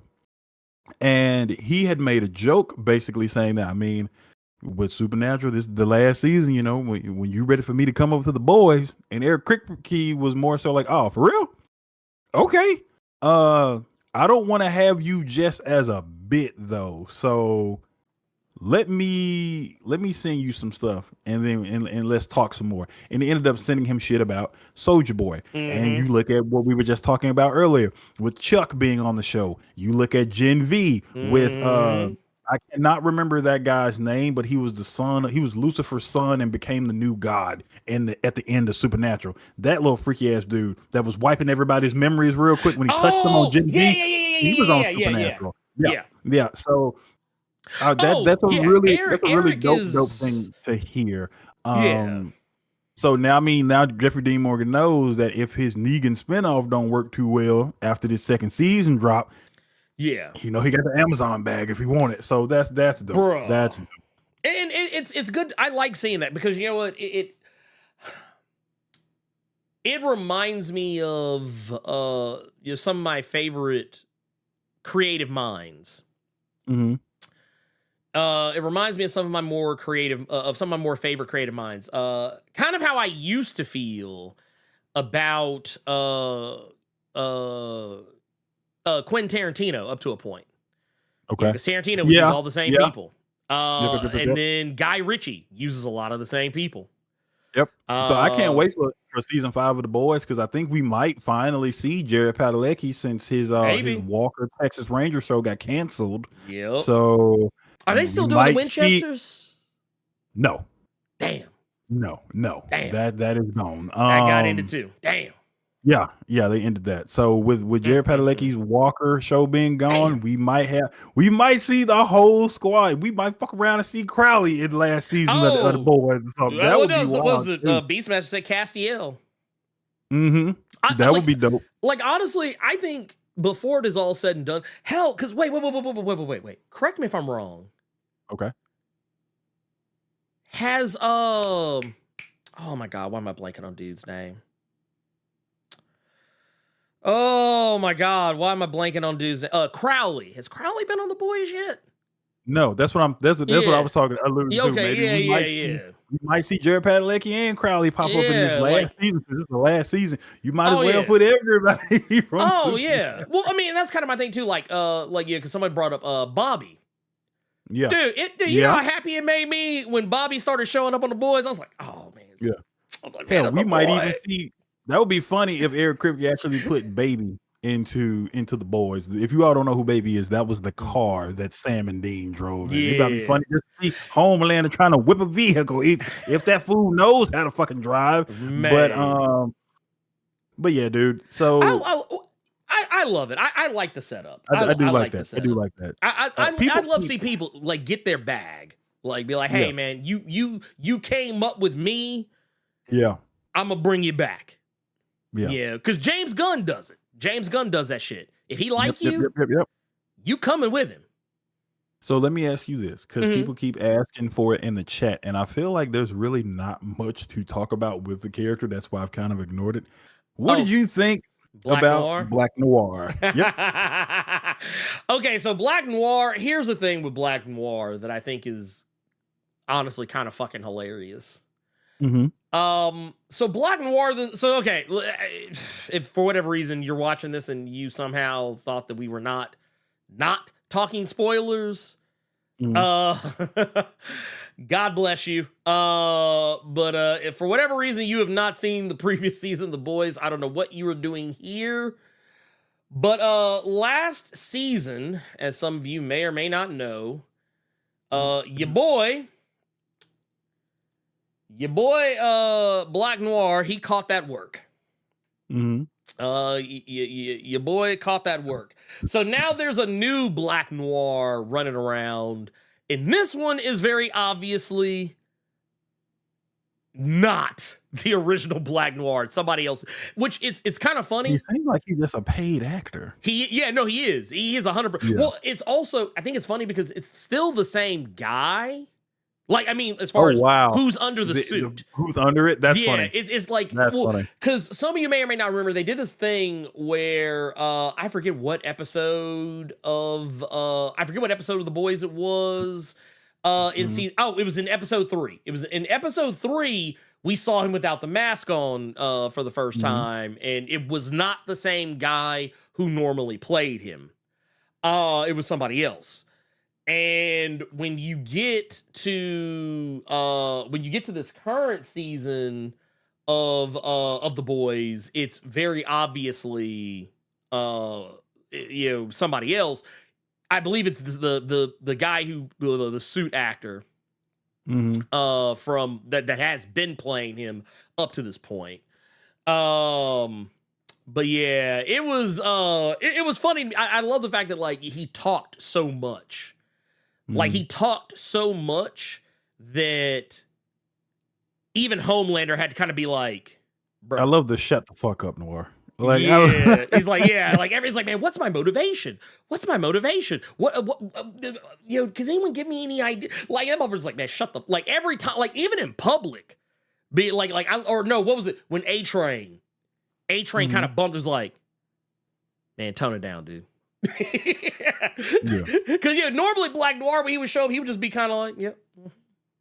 You were terrified. I always would go back to that scene where they're at the little dinner party and he goes to play on the piano and he just goes and just sits next to the dude and just stares at him, which is just literally just get the fuck up. Like didn't have to say a word. Nothing. Slaughtered everybody in the room with the little kid in there. Looked just stared at the little kid, waved the little dog going about his bit. Like that is what he's supposed to be. And this new one is just like he's trying to find his range and all this. So it's pretty fun. It's pretty fun. Well, even more so impressive in the sense that and I want to make it's impressive so much just in the sense that I like how with this version, I think this is the only one that Ashley right now is not afraid of. Because all the other soups have kind of been turning on her. Because Sister Sage basically like told her, yeah, you go and get up out of here. And this girl power shit you trying, like Ashley fucked up. As soon as she said, like, who are you? Why are you here? You fucked up right then. Oh, yeah. You were on her shit. You were on Sage's shit list right then. Off rip. She finna stretch your nostrils even further out than they already are. Oh, yeah. But so everybody, the one solace that woman had was that she could go in on Deep. And now she can't even go in on Deep anymore. Nope. Deep watched fucking Aquaman 2 and said, I can do better than this dude. Oh, yeah. Well, it just felt like reading Ashley real quick. This scene right here, and I actually went back and looked at this a couple of times. This scene, when you just take this one shot, Sage becomes that much more interesting. Like, because, and I say that because you look at this shot right here. This is before Deep, nuts up. And it's like, oh, yeah, you ain't shit. You just a human. But look at Sage. Look at Sage just kind of monitoring the situation. Like, she's kind of like, oh, okay, I see how I can play this. This is why I think that, like, everything she has been doing, even the bloomin' onion shit. Even the bloomin' onion shit. I'm happy you brought that up. Yeah. I'm happy you brought that up. I didn't know that was a thing that I've never heard of that before. A bloomin' onion? I had to look that up. I didn't know what the fuck that was. Yeah. Outback Steakhouse. Is it really that fire? Okay, so I'll be honest, I'm not a huge fan. I'm not a huge fan personally. I've had them. Robo's like, I am. Because it's a little inside joke. Me and Robo go back and forth about this about the blue because he loves it. When we were, is it not just a big ass onion ring? Kind of, but like I just thought it was fried. But as fries, yeah. It's not like I don't think they're bad. It's just I don't like onion rings in general. And I don't like onions. Well, no, I like onion rings a certain way. And to talk about it goes down a deep road that's way off in the left field. I don't want to. You lost me when you said you didn't like onion rings. We can talk about. We can go back and talk about the boys. You didn't hurt me. I would just say the reason why is because I used to work at Huey's, and I used to be a prep cook at Huey's for a while.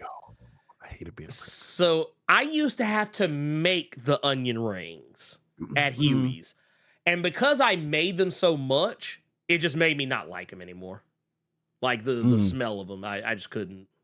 That boy said it's big back certified. Let's talk about the boy. Oh, damn. Okay, so to get back to it, the reason why I think Sage is why I think it's all a game, even what she's doing with the Deep, because she eating that blooming onion, letting Deep break her off a little bit of break her off that fish stick, and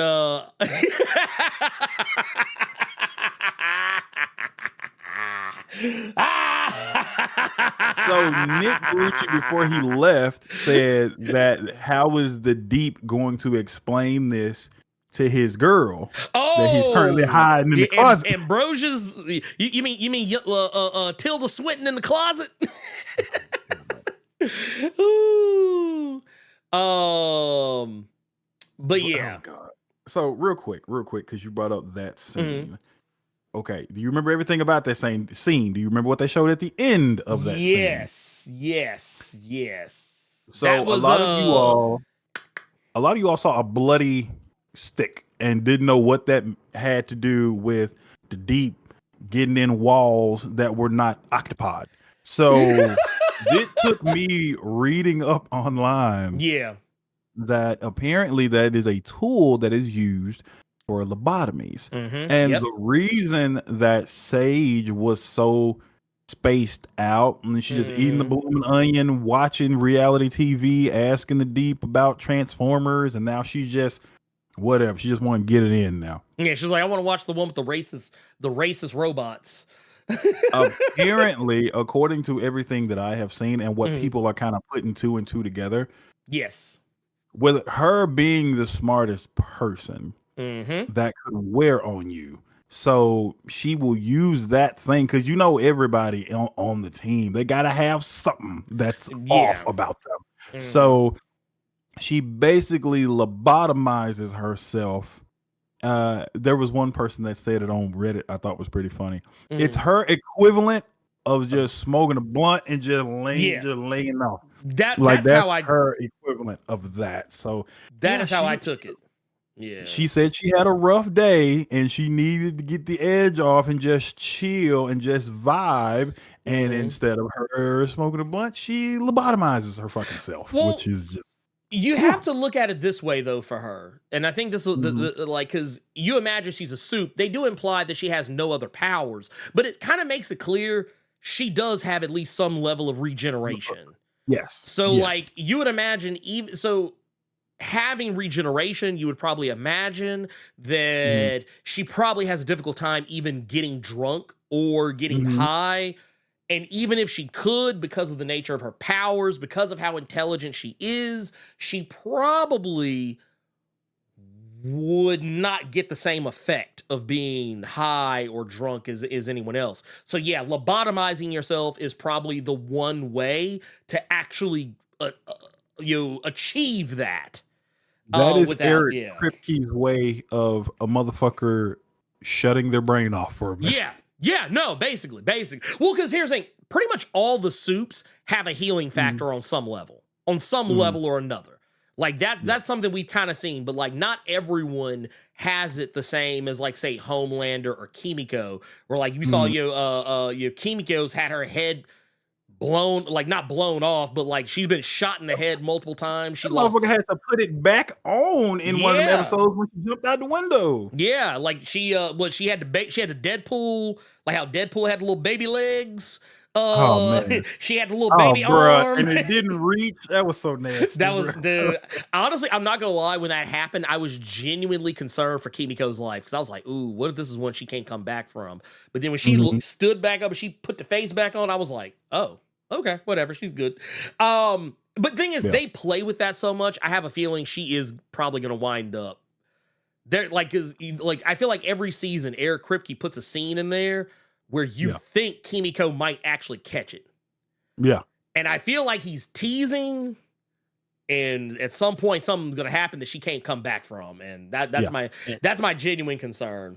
And one thing you brought up with Homelander's son getting prepped for his first rescue, I like that they put that into the show because in the books, that was literally all they did for their heroic stuff, period. Right. Because in the book, and this is just more so, I really like that you brought that point up with just the little things that they will put in from the book here and there that will help the story.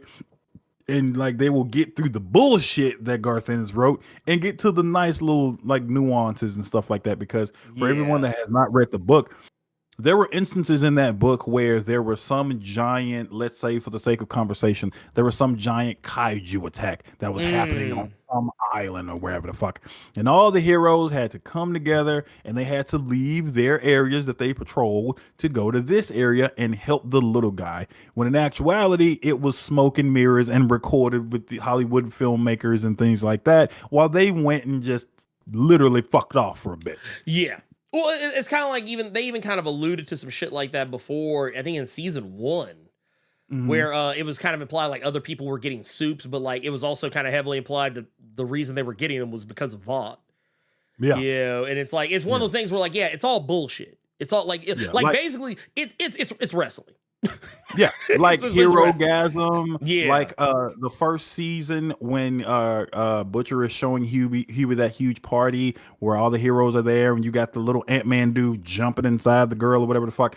In the comic, they would tell the viewing public that they were off saving the world from some giant beast while they were doing hero-gasms and shit like in the first season. So I like that they showed that little part. I did not expect that director to just get heated the way he did, but yeah, I did like that as well. Well, then just Beastman said nitpick moment. Can you even get drunk with that instant regen powers? That's kind of what I was alluding to. That's why I said that you might be behind a little bit. But I was gonna say that's why I said what I said about why she's doing the lobotomizing, because as you might imagine, I don't think Homelander can get drunk unless like he just downed an entire sea of alcohol.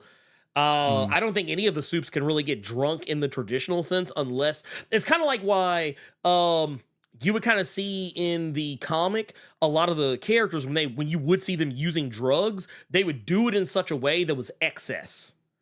And we've kind of seen this on the show itself where like they're using drugs in so much excess that like they have to use more than your average normal person because they can't. Yeah, we could pack a bowl right now or pop an edible right now. We would, dude. We would get look. I would be destroyed. One edible, I am gone. So, according to the chat, because I can't remember last season, but they're asking, wasn't Maeve an alcoholic? She was, but the thing is, she drank a lot. Like, there was a reason why. Well, because the thing is, she was an alcoholic in the comic as well. But the thing is, they always made a point to show her with alcohol in her hands. So it wasn't like, oh, she's drinking one drink and she's gone. It's the fact that she was drinking so much. Like, she had to drink a lot. Like, she had to, like, the level of drinking she did would put someone to alcohol poisoning. Yeah. And I would also imagine she was probably getting, she probably wasn't drinking just regular ass liquor either. I would imagine. Yeah. That's just me. That was one thing in the comic where they were always having to talk about Elite how X1 people in my head. Literally in the chat. Sure they had some kind of high potency alcohol for soups. Well, I mean, shit. Yeah. In the comic, there were always people in that world that were mixing their cocaine with compound V. So that was a thing. Like because a lot of the humans would do that a lot of the human, not everybody would do it, but a lot of the like human escorts and sex workers, they would always snort a line laced with compound V for the sole purpose of being able to withstand the back shots. Because without that compound V, they would literally get split in half. I knew it was coming. I knew it was coming. No, it was, it made me think about season 3 when I forget what was the old boy's name, the dude that could shrink. Oh wow! Remember how they put him in that bag of cocaine? Oh yeah, they just put him. Yeah, he just put him in a little Ziploc bag of coke and just shook it. Bro. That was funny. That was funny. The boys is goated. The boys is goated. I'm sorry. It was the little shake that made it funnier for some reason. Like, no, you gonna get your ass in there. Well, no, that like when Butcher pulled up, he was like, "How's a little bump?" I was like, "Oh my god!" I was like, "Y'all fucking sickos." Okay, look, I'm gonna go ahead and tell you right now. We're not gonna talk about the other stuff that I had planned. We're gonna skip it and go straight to we're gonna go. We're gonna go straight to recommendations and questions from the Discord and questions from the chat. Because I had some other stuff planned, but honestly, as I kind of half-ass expected it to happen, the boys just kind of took over. So we're just gonna do that. We're just gonna do that. Okay. Carter, do you have a recommended this week? To the shock of nobody. Because I meant what I said.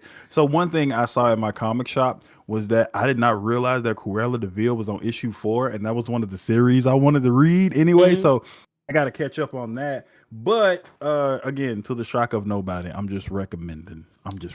Just Mo Dread.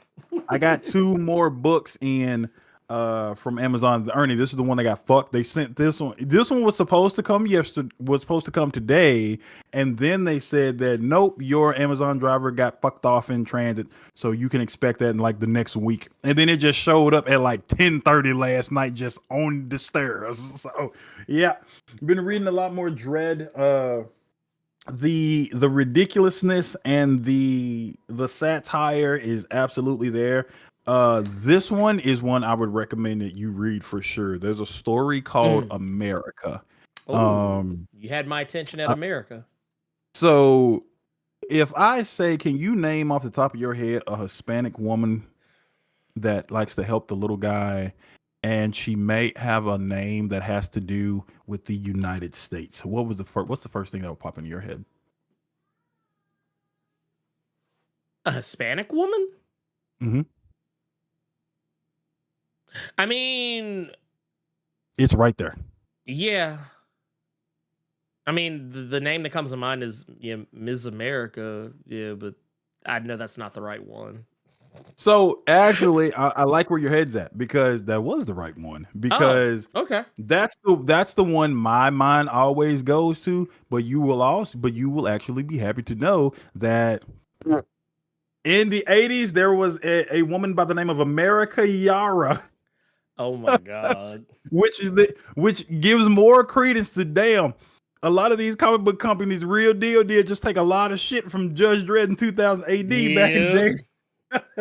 Well, no, because I would even go as far as to say that like you could make an argument for some of the stuff that we saw from Frank Miller regarding oh my god, what was it? Martha Washington. Some of it kind of smacked of Judge Dredd in a lot of respects. What I will say is, for me, I can't show you a lot of this because you bet not recommend some shit you got early because you got. See, I can't stand him. He trying to stunt by showing a record. See, I can't stand him. That's why he laughing. Well, no, it's for a different reason actually. It's because it's Aquagon, Brutalizer of Gods #2 came out. I know why you can't show that. Because man, look, let me tell you something. I've been reading that first issue, and the tittyage has just shocked me. Oh yeah, I did not expect to see this much tittyage in this comic. Oh no, old girl with her legs up in the air, up against the wall. I was like, bruh. Wait a minute. I didn't know that was in the second issue. Oh, yeah. I posted it because, friends of the channel, Marewa Ayadeli and Dotun Akande, they, obviously the masterminds behind the series. Marewa had did a post on Twitter, and it was that scene. And I literally was like, oh yeah, I said, I have read this. This is just the tip. I said, this is just a tip. And if you actually read the book, I'll just put it this way. There was one girl is literally getting ready to get Batista bombed. Actually, no, she getting ready to get the last ride is what she about to get. Like, when you, I can't show it. But man, when you see, you be like, you gonna hear that dead man walking. You done it now. Hey, don't do that. Look, all you just go hear that. Chill out. But no, but no, at a later point, you can see one girl got that old girl got somebody in the label lock.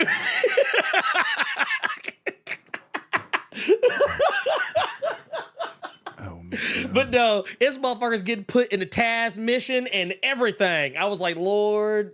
But no, this issue, I mean, I'm saying all this facetiously. Is they give it up to already knowing the lyrics of that thing? Look, I don't know why, because I'm one of those people who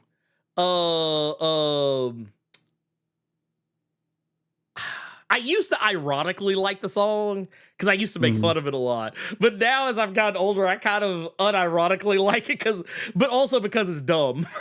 It's so dumb. It doesn't fit. It does not. I was like, man, go back to using that Limp Bizkit song, man. Stop. No, I promise to God, hearing like Undertaker springing on somebody, you hear somebody serenading you, screaming, you gonna pay. Like, no, that thing terrible. I don't. No. I don't even want it.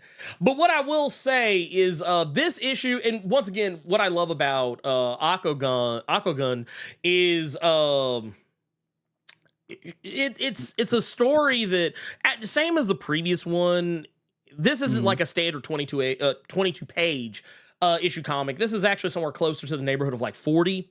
And this is the penultimate issue, as we talked about in the interview.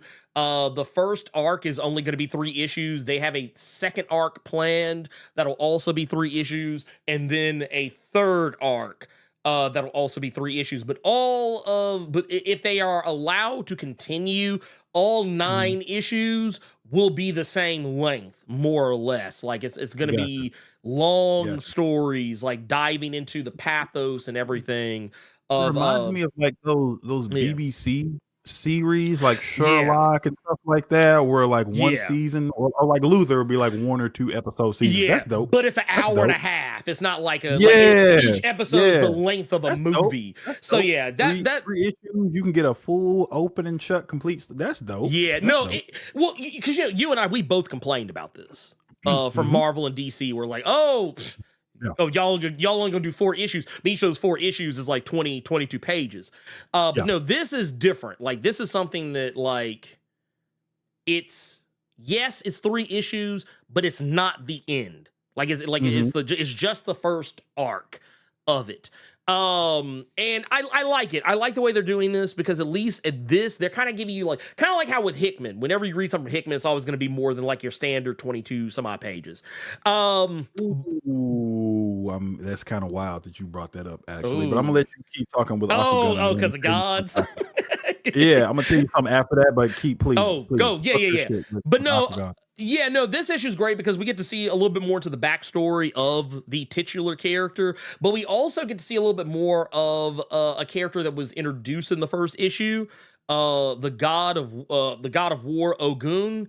He gets a fair bit of storytelling in the second issue, and you also kind of see a bit more of why Akugun is trying to do what he's doing. He's trying to, get revenge, on these gods, to get these gods to test these gods' mettle, and why he often finds them wanting. But it's fantastic. It's fantastic. Look at Jasmine coming.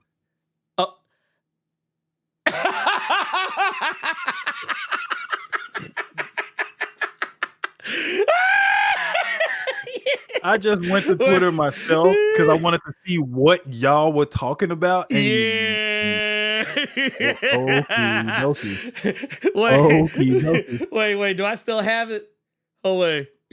Oh, man, you ought to make that the Spotify thumbnail or something, but have Blerd Cave was right in the Oh, man, that lady is folded. You ain't going nowhere. But you said Paris Jewel is saying an African pantheon is what I'm looking for. Yeah. And I've been reading the first issue. I literally have a tab open with it right now. I'm really enjoying that. I'm really enjoying that, man. It is very, like, I'm going to tell you right now, it's everything you want it to be. It's a little bit of Conan the Barbarian. It's a little bit of God of War. It's a little bit of, kind of a mixture of those things, but it's also a story that I feel, I think people don't realize how interesting African, I'm going to say the word mythology, but I mean, it is in fact an actual culture. The religious aspects of African culture. A lot of people don't realize how interesting and just wild and out there that it can potentially be. And I will also say, if you have not done so already, there's an interview still up on the channel. I actually got to sit down and talk with these 2 brothers. And kind of get their get their story, their reasonings behind why they do what they do, why the characters are the way that they are. I highly recommend, go check it out. It was a fun interview, and I want to make it clear, because I know a lot of people sometimes think that Ernie's just doing this because somebody's paying him. Nobody pays me for these interviews. Let me be clear. And as a matter of fact, the interview with the creative team on this book, they didn't ask me for it. I asked them. So And yes, Mr. January 16th, I can confirm that it is at local yes. comic shops because I have seen the first issue at local comic shops, but I have not seen it anymore because they sold them all. Yes, it is. So, So yeah, it is. It absolutely is. I want to make it clear to y'all. Hmm. This book, Yeah. it's fire. Like I actually meant to do a video about this issue. Like, but once again, it's one of those things that's kind of hard to do because like there's some stuff that happens in the book that I just can't show you. Yeah. But yeah, the story itself, I'll probably, I'm hoping to have the video out sometime later this weekend. I might work on it some more tonight, see if I can get it out. I actually have a metric fuck ton of interviews and comic book videos to do. I did and a bunch of other shit. I got a bunch of shorts. I have a litany of shit to do. But this is one of the things that's on the block that is on the way. But yeah, Aquagun is fantastic. I highly recommend it. If you have not done so already, I highly advise go to your local comic shop, ask them to put this in your pull box, see if they can get you those back issues of it. Or if they're out of issue 1, see if they can pick it up. You know, if you get lucky enough and there's a shop you run to that does still have both issues 1 and 2, I highly advise pick them up. You will not regret it. For those that do not know, if you have somehow missed it, the gentleman who is writing this story, Aquagun, Brutalizer of Gods, Marewa Ayodele, is the guy who is going to be writing the upcoming Storm series.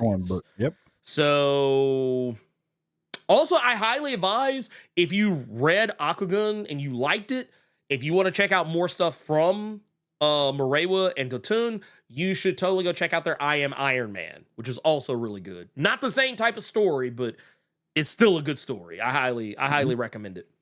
Now, before I ask you about, or before I talk to you about gods, I want to actually let people know that the boy Sidious Black is in the Blerd Club Diamond Mine for 36 months. 36 months. Woo! He's saying, just a reminder, Blerd Cave is still the best thing on YouTube. If I'm lying, I'm dying. Don't die. Woo, please, Blerd and Carter, take a bow. I can always expect great content from you guys. I'm always watching. Believe it. So when it comes to gods, yes.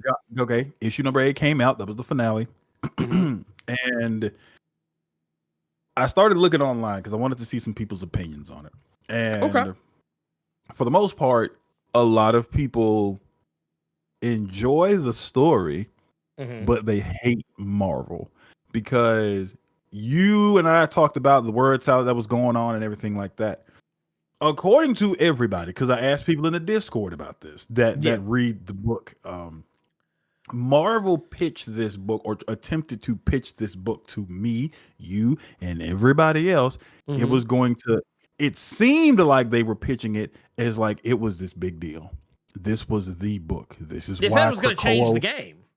This was going to change it all. This is why, now this is me adding this part, but this is why Hickman left the Krakoa stuff and came to do the 8 issues of Gods, because this was a big fucking deal.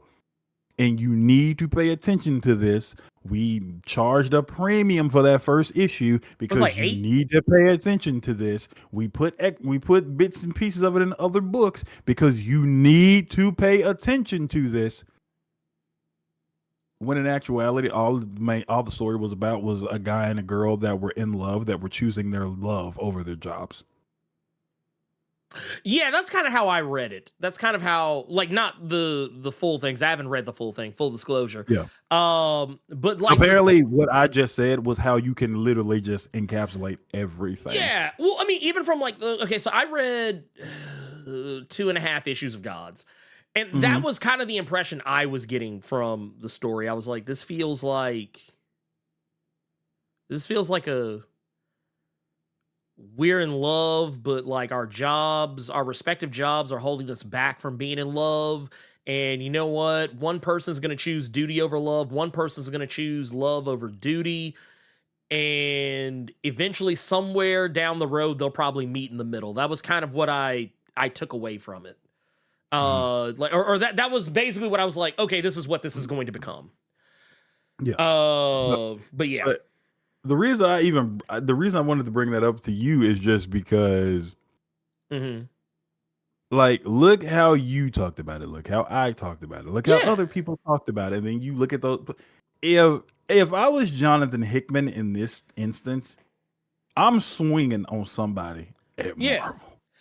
Well, Because no, go off, King. Dude, Please go off. I can't, but like, cause it's like, dude, I've dropped off of that book so fast, and I guarantee you there were several other people that dropped off of that book so fast because you all made this out to be so. Hey, bro, Ernie, I just need you to be my wingman tonight. That, like, I'm trying to talk to this girl. Her homegirl is gonna be with her. Her homegirl is bad. If I wasn't talking to her, I'd be talking to her homegirl. You ain't got nothing going on tonight. You talking about you want to be out there, you want to mingle, you trying to get some tittyage of your own. Like, I'm telling you, her homegirl's it. Just roll with me. You talk to her girl so I can focus on her, and we good. And then you get to the spot. You get to the spot, you see me, I'm waving you over. Ernie, this is her friend right here, and she looked like one of the monsters that just got slain on Aquagon.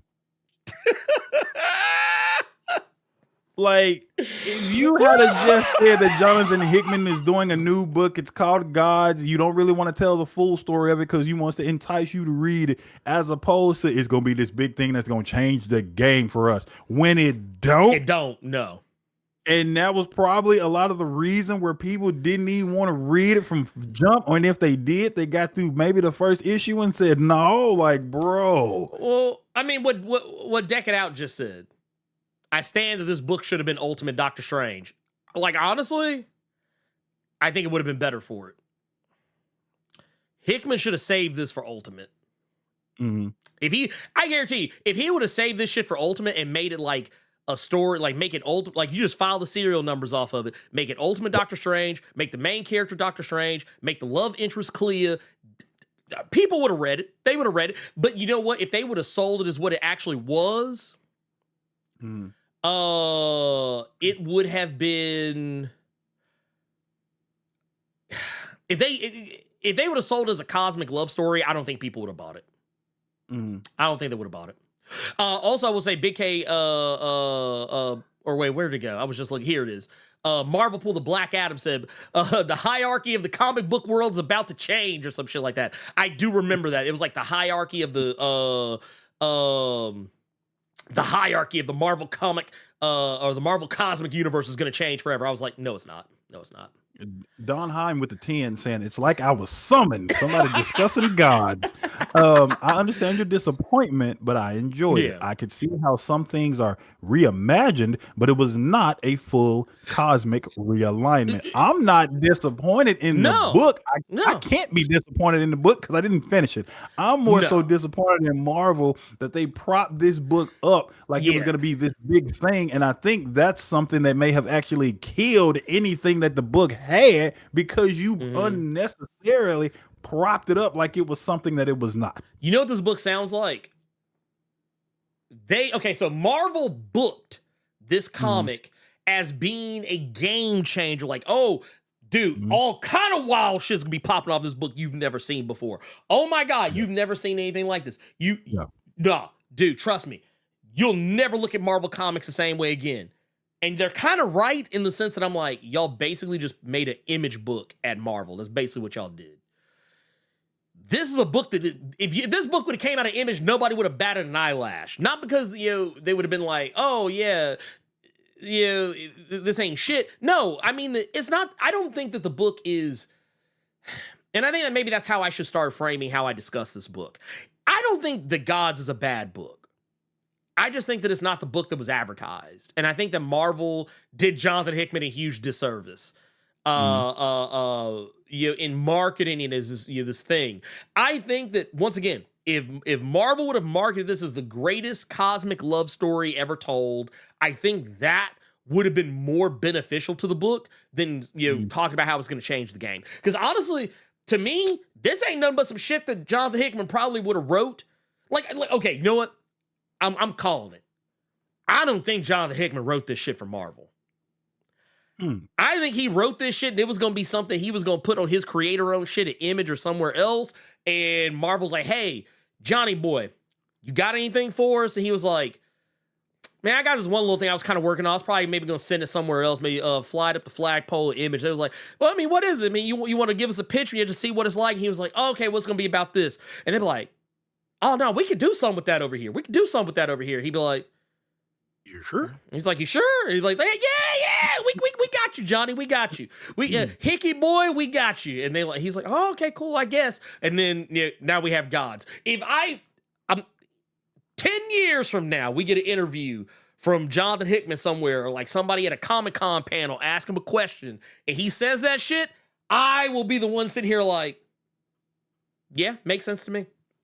Yeah, I did find out some shit about the X-Men stuff that he wanted to do that was pretty interesting, but that's just a conversation we can have off. Yeah. We can talk about. Did you want to get to questions?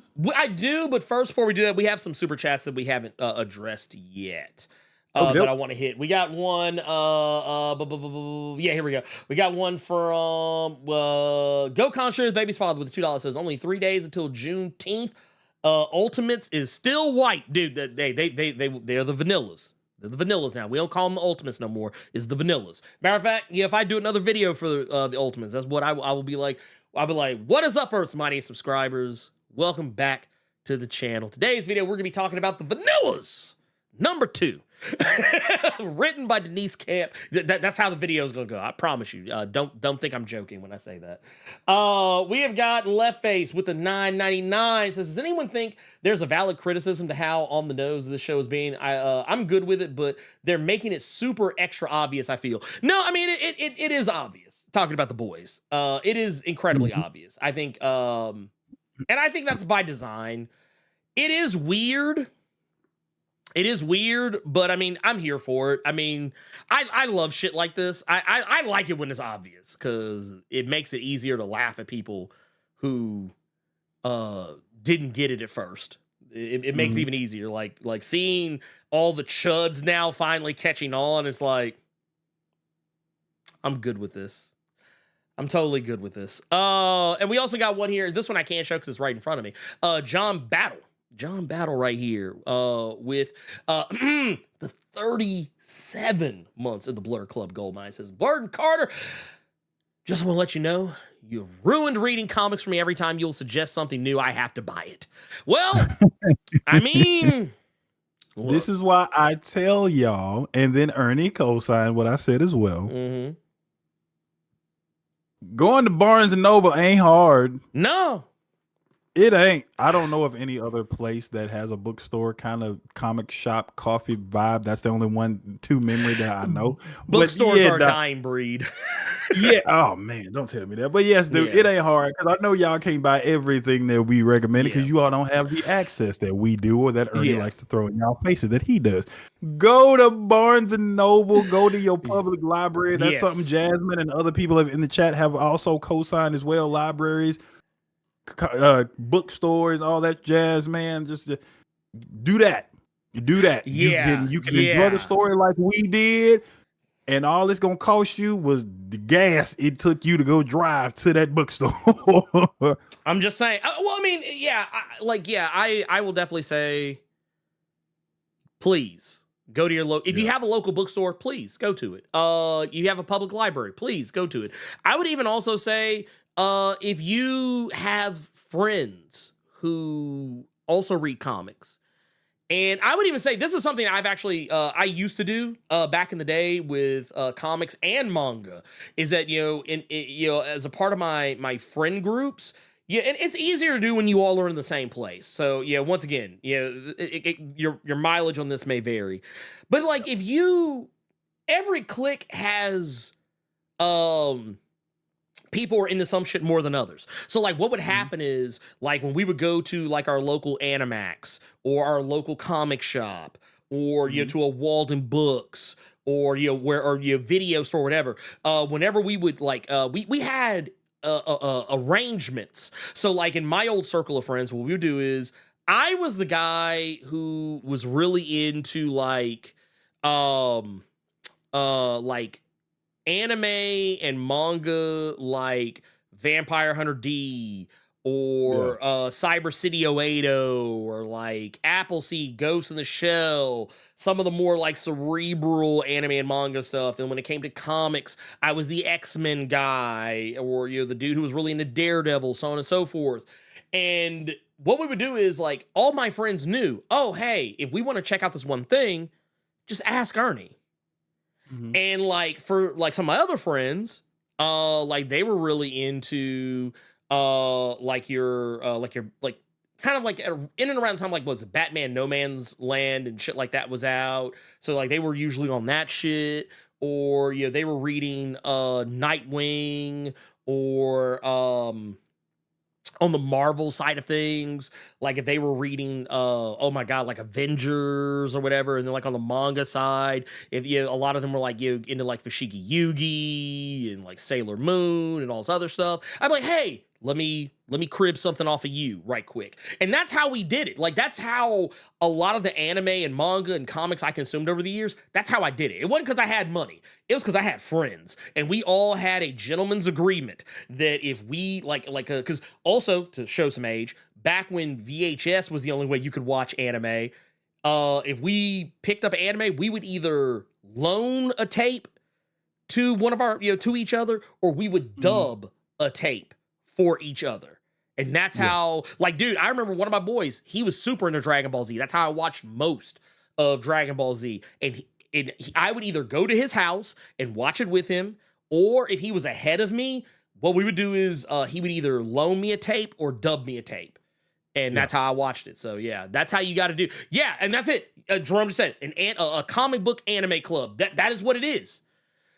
So, yeah, that's the thing that I tell people. I actually highly encourage you. Matter of fact, fuck it. That's also my recommendation. Is that if you have friends among you who are into the same things that you are, seriously consider coming up with your own comic book club, your own manga, or just general nerd club, where hey, we get to get if you're you say, hey, I don't have a way to watch The Boys. I don't have Amazon Prime. And you can be like, hey, one of your homies has Amazon Prime. Maybe y'all can schedule like a watch party, or maybe he can share the password with you, or make you a part of the group so you can watch whatever. Or manga, like, hey, I'm done with this volume of Go-Go Loser Ranger. Here, you want to read it? Here, you take that. Or hey, I'm on Kaiju number 8 and I'm on this. So here, I'm done with this volume. So here, you can borrow it. Like that's how you do it. Like, you know what it reminds me of, Carter? It reminds me of the old Sony press conference for the PlayStation 4. Like, hey, how do you share games on PlayStation 4? Well, here you go. And be like, oh, thank you. Okay, cool. That's how you do that shit. You just hand that shit over. And while, yes, it is not necessarily giving anybody any money, I mean, it's still being enjoyed. And that's what I think a lot of creators care about more than most things.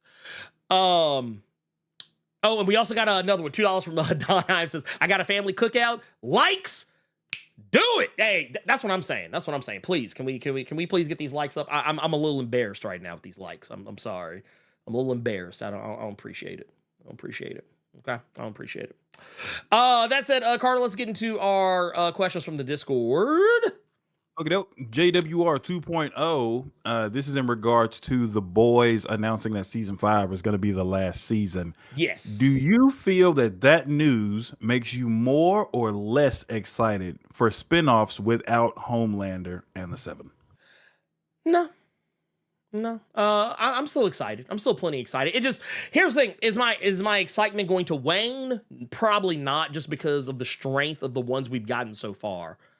Gen V has been spectacular. I think I ended up liking Gen V a lot more than I thought I would.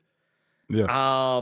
And if Gen V is the level of quality we can expect from these spinoffs, keep the party going. Like I say, keep the party going until you no longer have a story to tell. Okay. We got another one here from Trap God Thanos saying, "What's good?" And Blerd and Carter, do you think the tolerance for indie comic delays has been done for audiences? It seems if your book isn't at least bi-monthly or a trade comes out for it yearly, you lose your audience nowadays. Remember when Saga came back 2 years ago?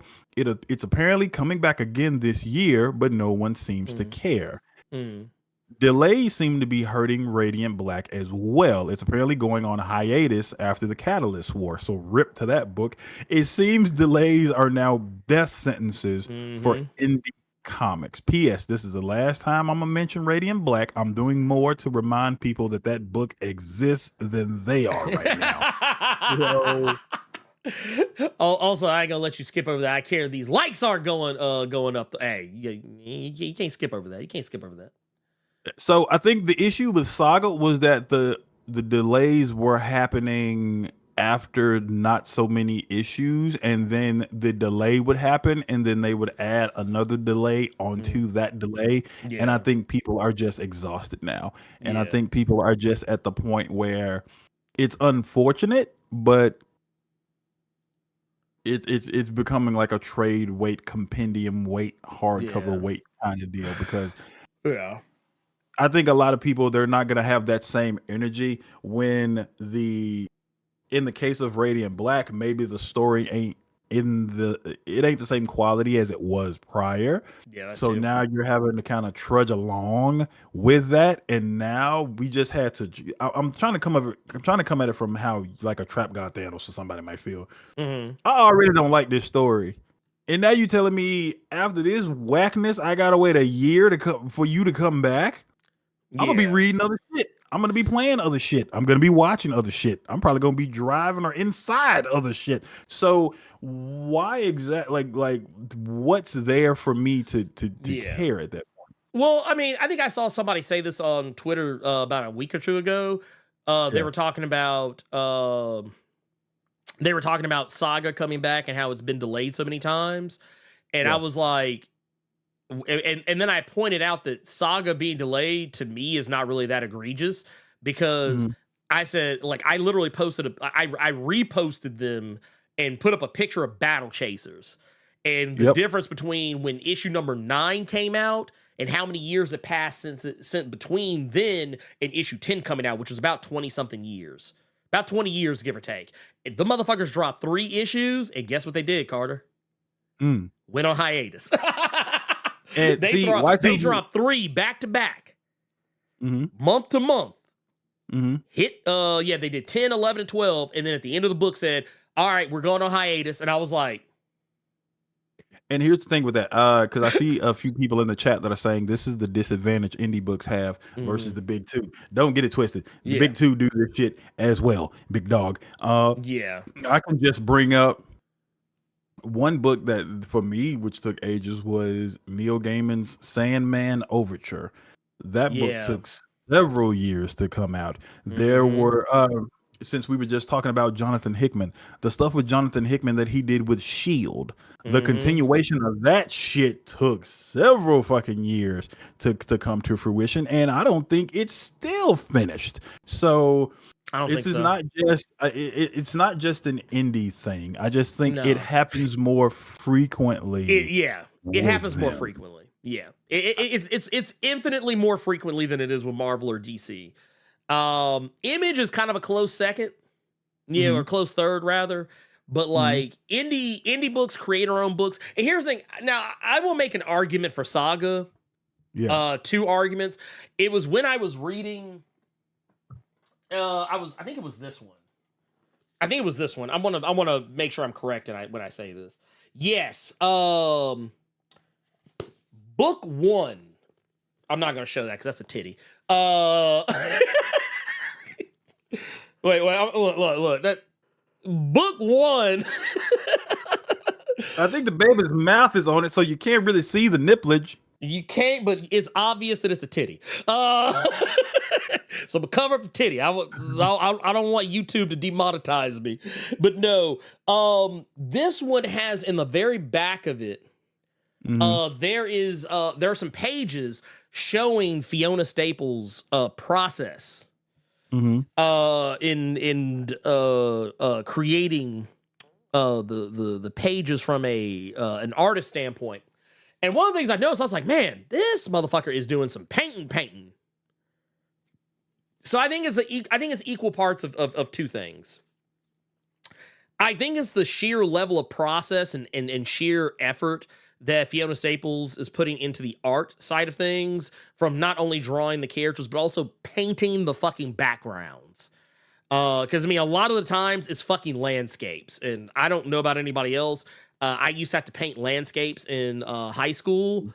And even did for a little bit when I went to art school outside of high school. And I fucking hated it. It was not my favorite thing to fucking do. And it takes a lot of time. And then you also got to take into the fact that Brian K. Vaughan is technically Hollywood now. So he has other obligations. It's the same reason I said probably why Brian Hill is not overseeing Blood Hunt, only writing a spinoff of it. Because he's a Hollywood writer. And he's got obligations. He's got other shit to do.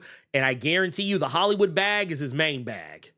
It would be like for me, like if someone said, hey, Blerd, you love Tokusatsu and Super Sentai, you should start a second channel where you talk about that. Well, guess what? As much as I love that shit, I know nobody's watching that shit. So this is this right here, this is the main channel.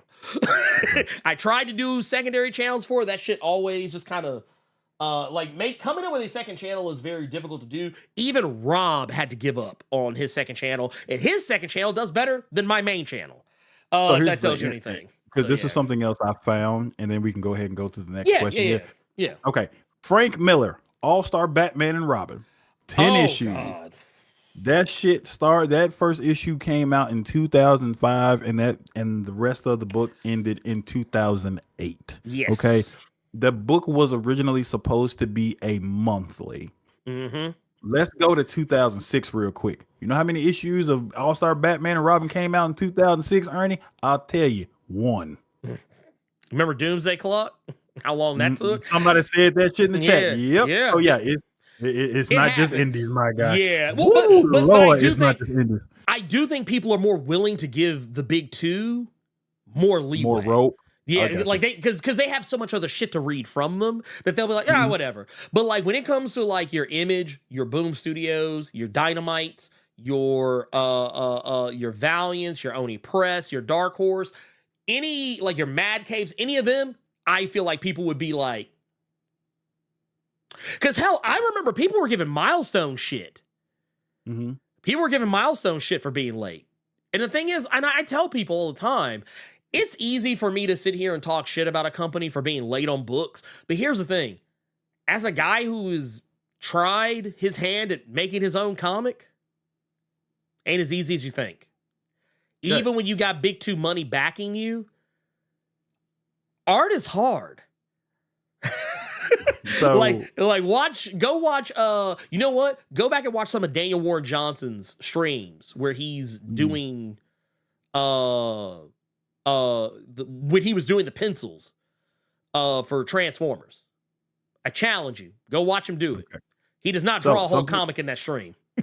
Something else that apparently is easier said than done, that is harder than you think, is making a Blade movie.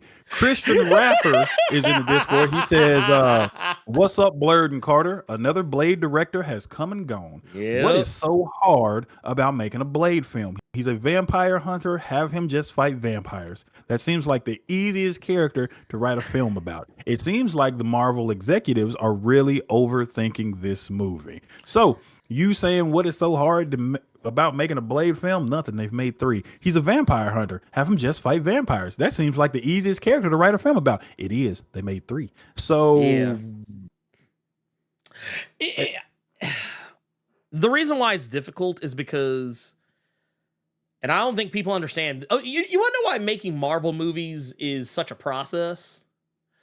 It's because it's not something where you get to just do whatever the fuck you want. And I think a lot of directors don't like, it's easy for some directors to come on and be like, yeah, I want to make a movie that's by committee. But you've been running Outlaw your whole career. You've been doing films Renegade your whole career, where you're the only one you have to answer to. Not everybody's built for that. Like, I was actually really impressed that Chloe Zhao, who directed Eternals, because she was full on fucking indie. The fact that she actually finished Eternals is impressive. I look at Nia DaCosta, who did the Marvels. The fact that she did a Marvel movie, I find incredibly impressive, because for the most part, she's not a mainstream movie maker by trade. And also just the fact that things kind of happened and rolled out the way they did, I'm really not that surprised that, like, that there were rumors of difficulties on set and things like that, of messaging and things like that. Because you just not everybody's built for that shit. Like, just because someone takes a job doesn't mean they're good for it. I can't tell you how many times I took jobs, like, before, doing the channel, how many times that I've worked in places where my ass had no right to be. And I don't mean saying that, oh, I was hired because I was hired for a job I wasn't qualified for. No. What I mean is a job in an environment where I know I'm not going to be happy. Like, if you guys know me as well as you may believe, you probably know I'm not a guy who likes being bossed around or told that I have to do something because the higher ups said I had to do it. Case in point, Carter can probably empathize with this more than anybody else. Carter probably knows I had a terrible time at GameStop because of, Ernie, your numbers aren't up, or, why don't you try doing this? You're not drinking the Kool-Aid. You're not doing this. Some people aren't built for that shit, and I'm not, but yet I did it anyway, and I was miserable for it. And I guarantee you, those are probably the reasons some of these directors are walking away from some of these Marvel projects, because they know they're not going to get to do the thing they want to do. This is a gun for hire job. It's plain and simple. I think some people are realizing that it's more gun for hire than they thought. But that's just me. That's just me. Yeah. Okay. So this is all I'll say, and then we can. Yeah. I see what time it is. Yeah. Honestly, just stop. Just stop. I think Mahershala Ali needs to just. Okay, bro. All right. We haven't even had a camera on me, and no one's even said action yet. I'm good. Just start over, dude. Honestly, you want your blade fixed? Just wait for Arcane Paris or Arcane France to come out with the Blade game, because that's what I'm waiting on. All right. Urban Prince Strongstyle with the last question from the Discord saying, "What's up, Blerd and Carter? Question: should superheroes have a public identity or a secret identity? It seems weird that Iron Man or Fantastic Four rogues never pull up on them, but with Batman and Spider-Man, rogues will if they found out their identity." That is all I have. Have a blessed day and get them likes up. Well, I agree with that in the sense that I do find it odd that some characters have rogues that know who they are, but have this weird sense of, I guess, honor. It's like, no, I'm not gonna come to your house, but I'll totally meet you in Times Square. There's some aspects of it, if it's written well, I can get with it. I can get jiggy with it. But, like, I do think the secret identities are kind of dumb in and of themselves because of the age we live in of social media. Like, for me, and actually, I think I've said this before. I was talking to Dennis Cowan about this when going over, like, why they went in the direction of Static's parents knowing that he's Static as opposed to what it used to be where his parents didn't know. And it's like, you would, and what he said was kind of hit different for me. He said, you would have to be a fucking terrible parent to not know your kid was a superhero. Yeah. Like, you would have to be a terrible parent. Like, or at the very least, an unaware parent. And that's, in a lot of respects, is almost as bad, if not worse. Like, there's no way your kid suddenly has electricity powers and you don't know about it. It reminds me of The Wire, where you saying it's like an unspoken rule kind of a thing. Because on the TV show The Wire, these are drug dealers. They shooting at each other on the regular. They're making the community bad. But the one thing that you did not do was you never went at your enemies on a Sunday. on a Yeah. Sunday because Yeah. that's a church day. You never fuck with them on a church day. That's part of the game. Like, so that's just actually funny that you brought that up. Yeah. Well, and I see Jerome brings up here too, says Miles Morales' parents know his secret. Well, that's the thing. They do now. They do now. Yeah. Originally, they did not. What I'm talking about is like in the original Static Comics, his parents didn't know at all. Yeah, Mama Morales got by fucking Venom, and that's how she found out. It was like Venom and the police. Yeah.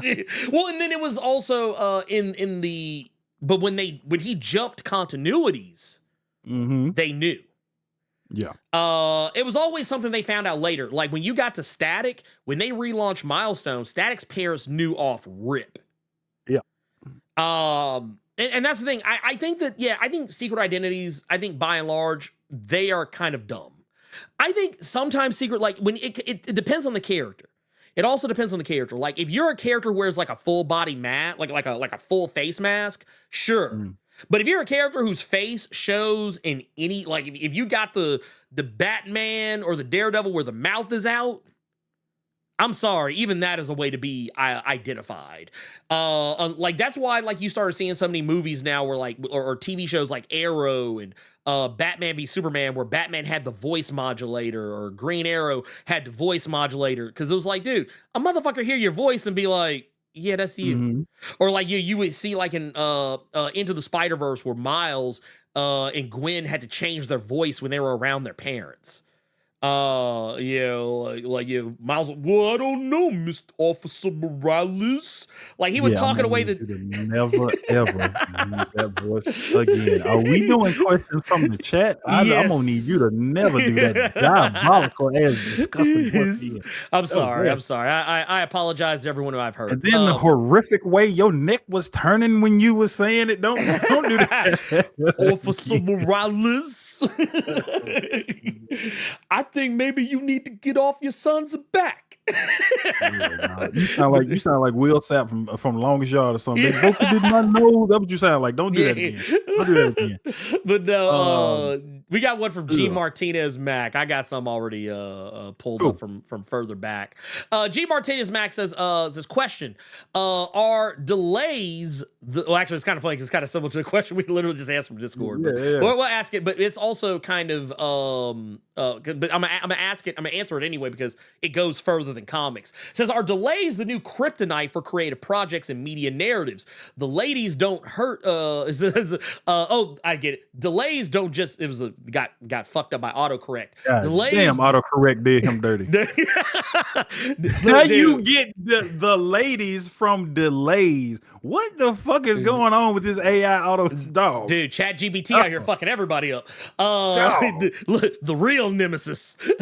That's the real. But no, it says delays don't hurt just comic books. They hurt movies, series, books, albums, art, video games, etc. Here's the thing. We live in an age where entertainment is so readily available. Like at any given time, I can literally take my mouse, move over to this other monitor and say, boom, I want to watch this fill in the blank movie or TV show. And it's right there. It's on tap.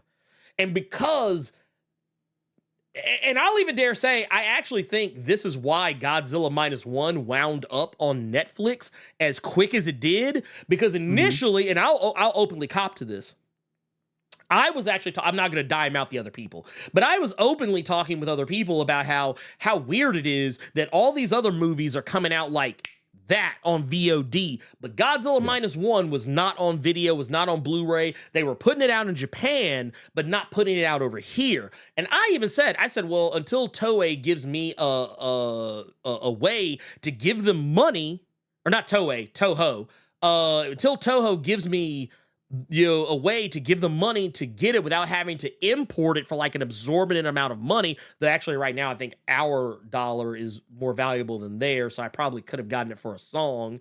But point of the matter is, I say, yeah, I will totally pirate the shit out of this. I will go, dude.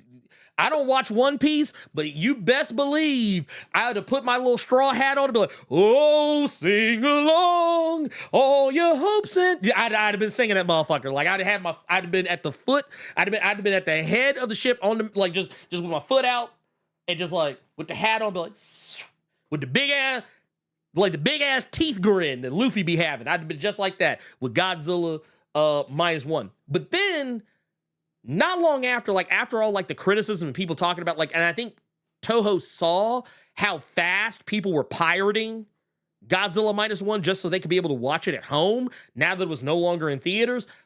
That Netflix deal, notice it came up out of nowhere. So I just want to point that out. But yes, delays hurt because we no longer have to wait.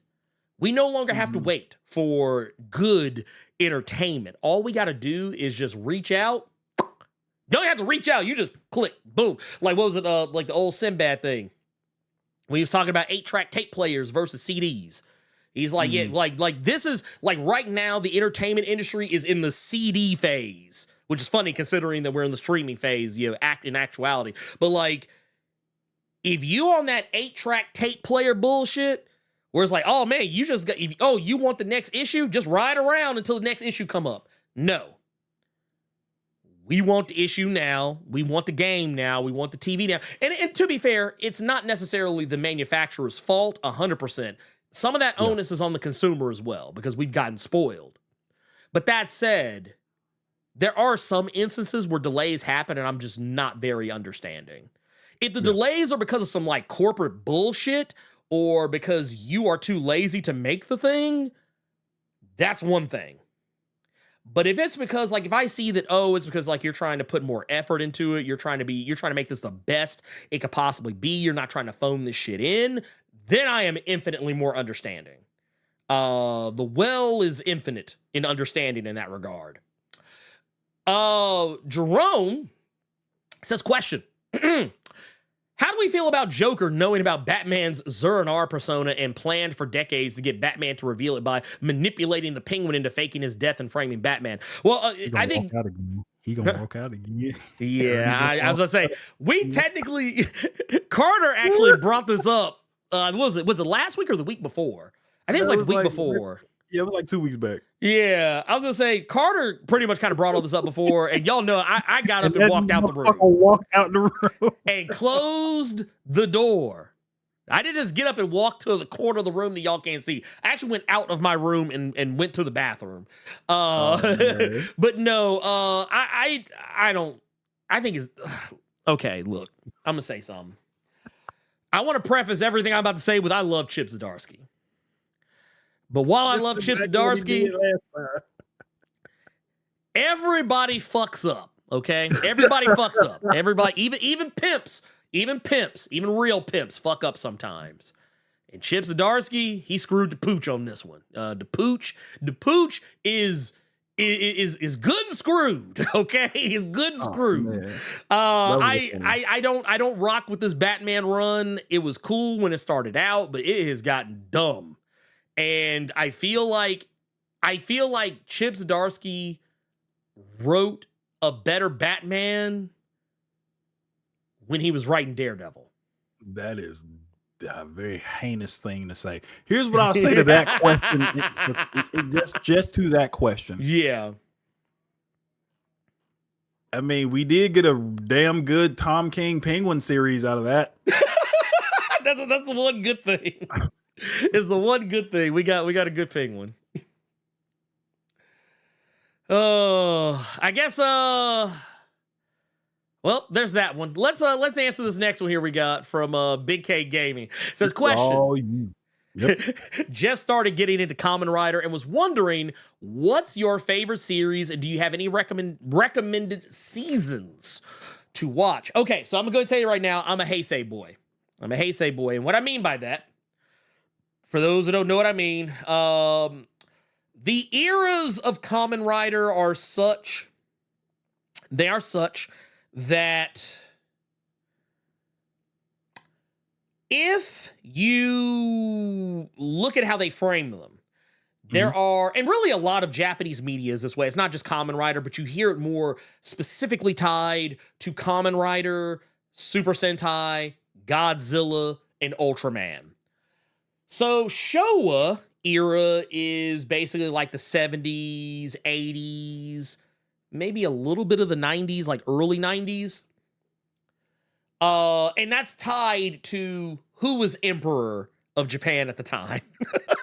Even though the emperor ain't got shit to do with the creation of the shows, but it's basically to give people an idea of what was going on at the time that these shows were being made. These movies are being made. And Heisei is where I come in. Heisei is where I come in. I'm a Heisei boy through and through. Okay. You cannot, it'll never be denied. I'm a Heisei boy. I fully cop to it. So when it comes to Kamen Rider, you will probably never hear me recommend too many Kamen Rider series from Showa. If I recommend any, it's always going to be Kamen Rider Black and Kamen Rider Black RX. Now, you're probably asking yourself, wait a minute. What is Kamen Rider Black and what is Kamen Rider RX? I'm going to tell you. I'm going to show you. So this right here, I'm going to pull this up. I want y'all to see this. Let's go here. This is Kamen Rider Black. Some of you may recognize Kamen Rider Black because it's also partially the same series that Masked Rider used. Technically, Masked Rider used two different series. They used Kamen Rider Black, but primarily Kamen Rider Black RX. Okay. Those are the only Showa Kamen Riders I actually like. Which is kind of a weird and wild and zany thing to say out loud. That said, some of you may remember that this is Kamen Rider Black RX. But Kamen Rider Black and Kamen Rider Black RX are continuous of one another. Now, that said, if you ask me what is my favorite overall, I'm always going to say Kamen Rider Gaim, which is the fruit-themed one. It is a silly-looking season of Kamen Rider because you see motherfucker with a sword that looks like goddamn orange slice, and motherfucker got bananas hanging off the fuck of their side of their heads, and motherfuckers looking like melons and grape juice and shit. But it's the darkest fucking story you'll ever watch in Kamen Rider. Like, the look of the show is to disarm you for when you start watching it and motherfuckers start dying and real shit starts popping off. A close second and third is Kamen Rider Phase because it is not a typical Kamen Rider season. It's a little darker, a little edgier. It's kind of before Kamen Rider started bending a little bit more towards younger adult. Also, Kamen Rider Forze is another good one. It's high school and space themed. And while it's a little silly, it also gets incredibly serious. I also am a huge fan of Kamen Rider Ryuki. Also another favorite of mine. And while I know some people will probably find this unsurprising at all, I'm also a huge fan of Kamen Rider Build. Kamen Rider Build is great. It's fantastic from start to finish. Probably one of my personal favorite, more recent Kamen Riders. It is chemistry and animal and random object themed. There's also Kamen Rider Den-O, which is also really good. Not my personal favorite among them, but is the one that kind of got more emotion out of me probably than some things might have. But yeah, those are some personal favorites of mine. By and large. Okie dokie. I will also say, if you want to watch some of the more recent stuff, Kamen Rider Gits is on Tubi TV. Go figure. Also, so is, if you want to watch some of the more recent ones, Kamen Rider 01 and Kamen Rider Gits are both on Tubi TV. And various other, I think Gits is only on Tubi. I think 01 is on Tubi and Pluto, if I'm not mistaken. That said, let's go to our next question. This one is from Mr. January 16th. Says, question, I missed a few Blerd Cave episodes, and y'all might have addressed this last week, but do y'all think all the negative backlash about the Acolyte is warranted? Talk about Star Wars: The Acolyte. In case I don't know, Carter, have you watched any of The Acolyte? I have not. Okay, all right. Well, I won't. I'll just put it like this: Star Wars. Oh no, I don't care about spoilers at all. You know, I've okay. never been that big on Star Wars and stuff like that. That is fair. That is also fair. Yeah. Well, I'll just say this: I don't think it's warranted. I think there are some people that are very angry about some of the stuff that has been revealed in the most recent episode. And while I think that if there's any one criticism I have about The Acolyte, has nothing to do with the plot. It has more to do with the acting in some scenes. Now, Star Wars, by and large, typically, it usually has very wooden acting, and that's just a staple of the series. But there are some line reads in the first couple of episodes of The Acolyte that I was like, ooh, man, this... I think y'all should have went for a different take on this one. I'm sure there was at least maybe 20 other takes that were better than this one.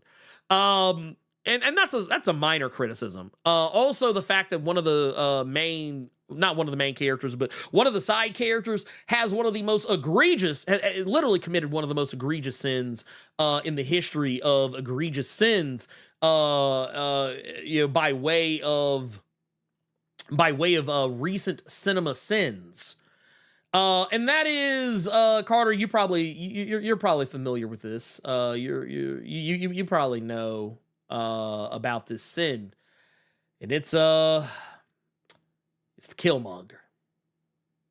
Oh, we had a one of our principal characters walking around here with Killmonger. I don't like it. Those are the two worst things I can say about the show. I don't appreciate this man was given the Killmonger and told to act like he did not have the Killmonger. He is out here. Matter of fact, I'm waiting for this boy to break bad, as a matter of fact. I'm waiting for him to say, hey, auntie, to somebody at some point. Okay, real quick. I want to say this coming from somebody who's not really a big Star Wars guy like that. Yeah. And plus, okay, here's another thing. The anger and rage at the Killmonger cut, I don't really care, just because we have been bald or with a fade for so long. True. I could care less if we got a new one. But I will say, in this instance, a Jedi, and this is what I'm assuming, a Jedi with the Killmonger just looks strange. It just looks strange. Yeah. To see somebody with that kind of hairstyle whipping a lightsaber, this just seems very strange. I mean, I'm not gonna lie to you. I'm not a personal fan of it. I didn't care for it. I think it's honestly, in a vacuum, I don't think the haircut is bad. I just think that it's awful in terms of the fact that it seems to be the only haircut that hairdressers and designers seem to be able to conjure when they think of black people. That's my like honestly, I was shocked that old girl on the show, Amanda Stenberg, I was shocked she didn't have the Killmonger. And I know they thought about giving it to her. You look. They were like, man, look, we kind of slick want to give her the Killmonger, but we already got we already got one Killmonger on here, so we can't have another Killmonger on here too. So we gonna calm down. We gonna calm down. If you had two right next to each other, or the two going back and forth, that would be some nasty work. Oh that no. Oh no. You would have to get flamed. You have to get called out. Yeah, but I've just seen the bald head or the fade or the curve. No, you got to. I didn't see that for so long. Like, the Killmonger ain't shit to me, but having a good guy with the Killmonger and a bad guy with the Killmonger just scrapping that is vile. No. Vile. Dude, well, and I want to say right here, Rajah Harris just literally said it. I'm a seasoned hairstylist. It's lazy. No, you're 100% right. You're 100% right. And I don't want to have to break this out, but I've said it before a million times. You do not have to go to, okay, black people have more hairstyles than bald, Jerry curl, and Killmonger. We got more looks than that. And I would thank anyone who is designing hair or whether you're doing it for like character designs, for comics, for animation, or if you're a hairstylist on somebody's TV show or movie, do better. Do better. That's what I'm gonna say. Do better. We also got, man, first off, we got another one here. Man, 41 months in the diamond mine. Gearless Mo here says, get those likes up. Says, looking at that counter, almost at bruh. Hey.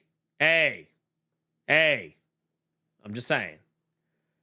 Look, I just want my 100K. That's all. That's what I want. I want my 100K. That's what I want. We gonna get that though. We gonna get that. Says happy to see it. Keep going. Hey, we gonna do our damn thing. We gonna do our damn thing. Please believe that. I want to see the likes up at all times. Please and thank you. Also, thank you to Gillis Mo for just being out here and doing the damn thing and just being an amazing human being. Because it's what he do. We also got one last question here. This is gonna be. This will be from Bird Nurse. This question: your opinions on Mystique and Destiny's retcon versus the Acolyte episode 3. Okay, so what is this alluding to? So you know how in the I know the Destiny and Monique stuff. So what did the Acolyte episode 3 do? So for those that don't know, the character that Amanda Stenberg plays, she is a twin. Okay. And I'm trying to see if I can find it here. Here we go. Bam. And her mother, or one of her mothers, they have a similar situation as to Nightcrawler in this. But there is a right. I'm about to say that seems to be everybody's pick for Storm lately. So I mean, not it'll my be it'll be a new black woman they find out about next week. So I know. It's funny. It's just funny to me is all. It's just funny to me is all. Yeah. But there is a it's herself and another woman who gave birth to the two twins. Now, not her. Yeah. Okay, so here's the funny thing about it. Okay, so I'm gonna pay for that. I know I'm gonna pay for that. Somebody gonna get real mad. I'm just saying. Well, no, so I guess let me. I'm gonna go say right now. Spoilers for the Acolyte. If anyone cares about this, I will, because I'm literally about to say what it is. Okay. I will say if you don't want to know, cover your ears, darling, for at least a minute, and then I'm gonna move on from it. But yes, in that the woman, not her, was it Jodie Turner Smith? Not her, but another woman, an alien woman, carried the twins. So basically, she was the one who was the actual birth mother. Mm-hmm.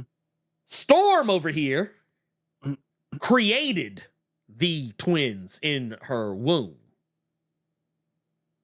They don't say how she did it, but it's heavily implied she probably used the Force to do it, which is making a lot of people angry. Okay. So the reason why it's making people angry is because they feel that it belittles the original trilogy. Because in the original trilogy, it was said that that's how Anakin was born. That he wasn't born because Shmi Skywalker just says the child has no father. She just became pregnant. She became immaculately conceived the child, and it's so he's not special anymore. There are others that are so these two are gonna be powerful like he was, right? Okay. So so people are a little tight because Okay, let's bring it back to anime real quick. Yeah. So they're basically saying, Goku, you ain't the only one that can turn Super Saiyan. Basically. Or is that fair? Okay. Yeah, or kind of like something I've seen come up a lot more recently. Oh, so Gene, you ain't the only one who could be the Phoenix. Oh, Eddie Brock, you ain't the only one who could be Venom. Like I've seen. But wait though, but that's exactly what it is, because how many stories have we read where Gene wasn't the only Phoenix? How many stories have we read where Eddie Brock? Wait, but what? That's not a good argument, though. Well, no. But no, I'm making fun. I'm making fun because when the Jean Grey solo book that Louise Simonson was writing was coming out, every single video there were people bitching and moaning about like, oh, I'm so tired of other people having the Phoenix. Jean Grey's the only one should have the Phoenix. Or like with Venom, people are like, oh, I'm so tired of other people getting symbiotes. I'm so tired of other people getting symbiotes. I just want Eddie Brock to be the only one with the Venom symbiote. I'm so tired of everybody else getting the Venom symbiote. Like, it was always like, it's shit like, because people don't like change. That's all it is. People don't like change. They want that shit to be, oh, you're the one in the million. Oh, you're a wizard, Harry. You're the only one who's allowed to be a wizard. Oh, wait, there's a whole school of y'all? Oh, no. Okay, well, at least he gets to be the boy who lived. Oh, wait, there's somebody else who survived Voldemort or some other evil wizard? That's lame. Okay. Anyway, that's all I really want to say about it. I don't have a problem with it. I don't have a problem with it. I don't think that I think it's you know, here, I'm going to do this right here. I want to do this because, yeah, I have to. But fictional characters. Fictional characters. That's how I feel about that shit. So yeah, that is it. That is all. That's all I got. I ain't got nothing else. Carter, what you got going on after this? You gonna be streaming Windbreakers? Yes, I'm gonna be streaming the next 2 episodes of Windbreaker in the Discord literally after we are done with this, and then I'm contemplating if I'm going to stream Gears Tactics because I uninstalled Midnight Suns because I don't want to play it anymore. I want to beat one tactics game and then go to the other tactics games. I don't want to do 2 at the same time. So like I want to finally beat Gears Tactics, and then I can do Midnight Suns, and then I can do that Warhammer 40K one that you and I have been looking at. I don't want to split off and then play this one, and I haven't even beat this one yet. So yeah, that's the plan right now.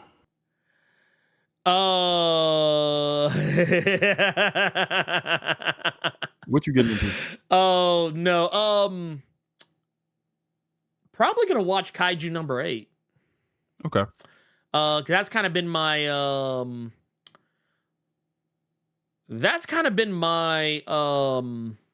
my go-to with Cynthia. We've been watching that, and we've been watching Osama Sentai King Oger, and we're probably gonna watch I don't know what else we're gonna do. I haven't really thought that far ahead. But what we will be doing, I think we might be going swimming for Father's Day. I'm being drug out of the house for one reason or another. Okay. So yeah, y'all, well, to be fair, and I don't know if I've talked about this publicly, but I have decided that Sundays and Mondays are going to be my days of rest. So you probably won't see or hear much from me on Sundays and Mondays. You might see me post a video, like if it's something that I might have scheduled, or maybe something that like was already up and just all I do is hit the button and go, yeah, here you go live. Yeah, you probably won't see much out of me on Sundays and Mondays anymore. I'm going to be taking a knee for Father's Day, most certainly, above all else. But I'm not going to be doing too terribly much of anything else. I'm going to finish playing Cat Quest, most likely, because I've actually found myself wildly in love with that game series. Oh my God, it's so much fun. Have you ever played Cat Quest? No, I think that was given out for free on the Epic Store, and I ignored it. Yeah. It's a really good game. It's like it's one of those types of games where like you have an overworld map and you don't. Okay, yeah. Yeah, you just walk across the overworld. It's kind of like old school Legend of Zelda or some shit. It's really good, and it's also really funny. Because the game does not take itself seriously. At all. Very meta in a lot of places. But Cat Quest 3 apparently is coming out, and I got the first and second one, so I'm gonna get the third one. But I've been playing that. I'm gonna finally finish Yakuza Like a Dragon because I realized the other day that I was on chapter 11 and that there's still like 3 more chapters left. And I was like, oh my God, I need to finish that. And I'm also I started Nier Automata or Automata, whatever the fuck. Automata, yeah. Yeah, I started that the other day. What you get it on? Oh, I had it on Steam. Oh, okay. What you got it on? No, I was hoping you were gonna say Switch because then I could get somebody's opinion on how it runs on Switch. Oh, there's a channel for that I can send to your way if you want. But yeah, so that those are all the things that are going on in my world. Also, you know what? I'm gonna leave y'all with something. I didn't initially intend to show any of this, but I want people to know that I'm not sitting on my hands. I want people to know that I'm never sitting on my hands at any point in time. So, I'm going to talk about this in some greater length soon. Not yet, but soon. Trust me. It's on the way. It's on the way. I promise you it's on the way. I know that I've kind of been all quiet on the Western Front, and for good reason. For good reason. There's just been a lot going on. I have kind of been really kind of everywhere with a lot of different things. So I will definitely say that I'm actually trying to see if I can find it. Is really the main thing. But yeah, there's a lot that's happening. There's a lot of wild and crazy-ish that I've been wanting to share with y'all. And basically the long and short of it is I basically ended up getting some of the pages back from the Heart of the Darkness preview. Okay. And the long and short of it is that I'm planning on this, like, it still has to be lettered. So yeah, we're not out of the woods 100% just yet. So it's not like, oh my God, it's happening tomorrow. But like, I actually do have like pages. I have pages like finished. They're not like 100% finished, but they're like pretty damn close to finished. Like there's still like some little stuff. Little stuff that needs to be tightened up, I guess, for want of a better set of words to use. But like, yeah, it's all like, it's like the thing is actually coming together. So I'm actually really happy for that.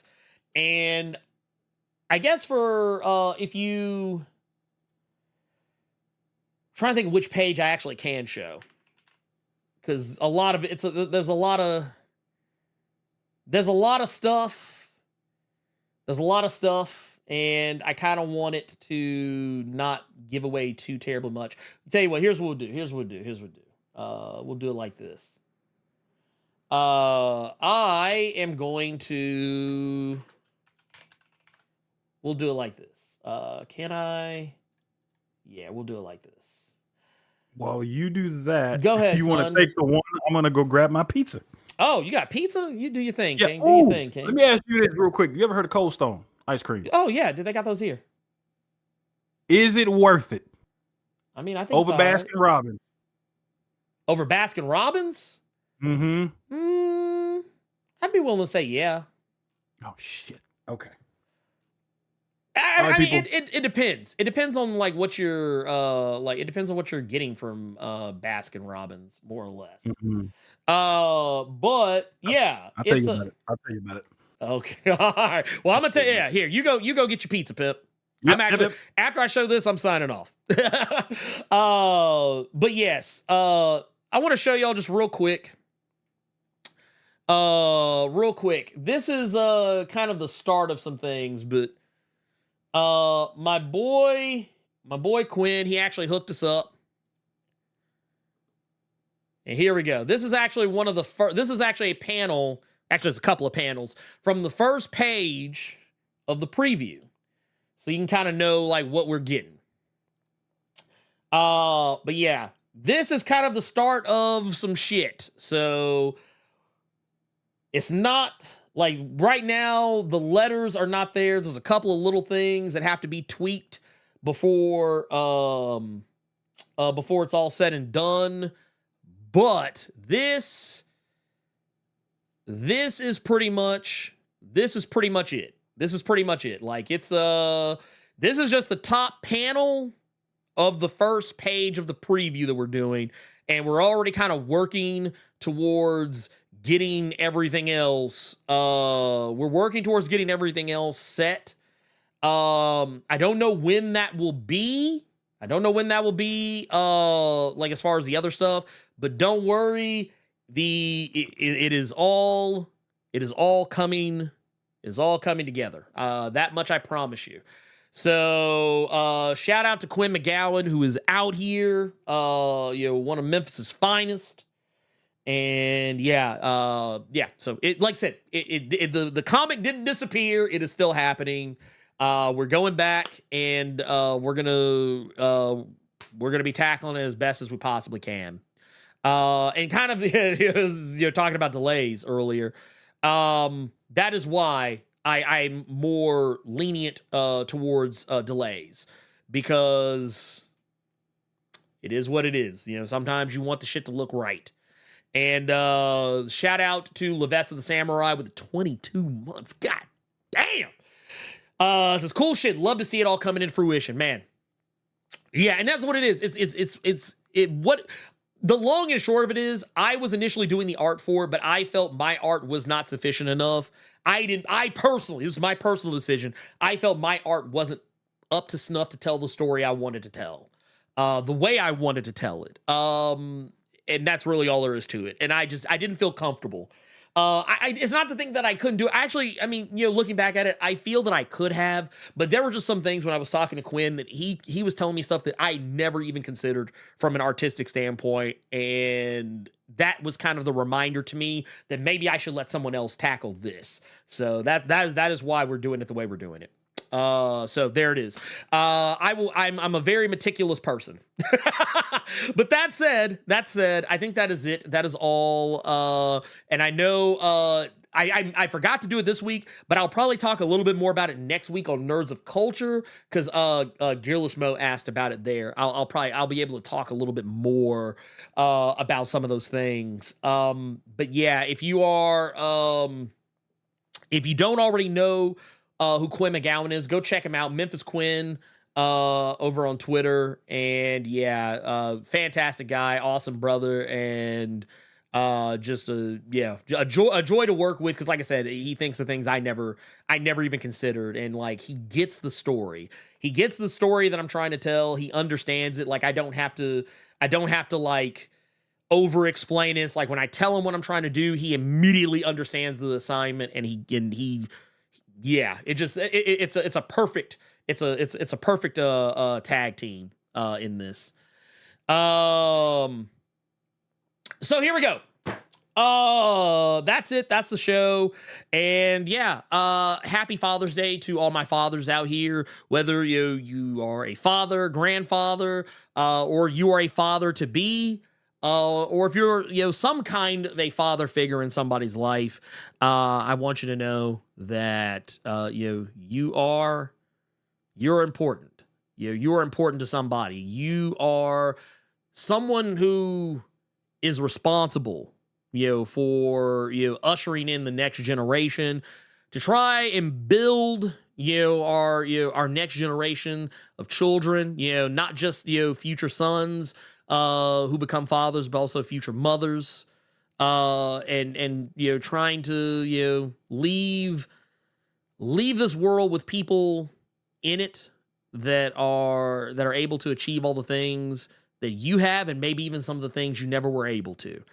And that's what it's all about. And I will also say my best advice ever: if you are a father, and say you're a new father, make sure you spend all the time you can with those kids, and cherish every single solitary moment of it. As we have recently learned, life can be cut all too short. And yeah, that's it. I will say, for Carter Presents, I am the Blerd without fear. Oh, and Firecracker, you can go to hell.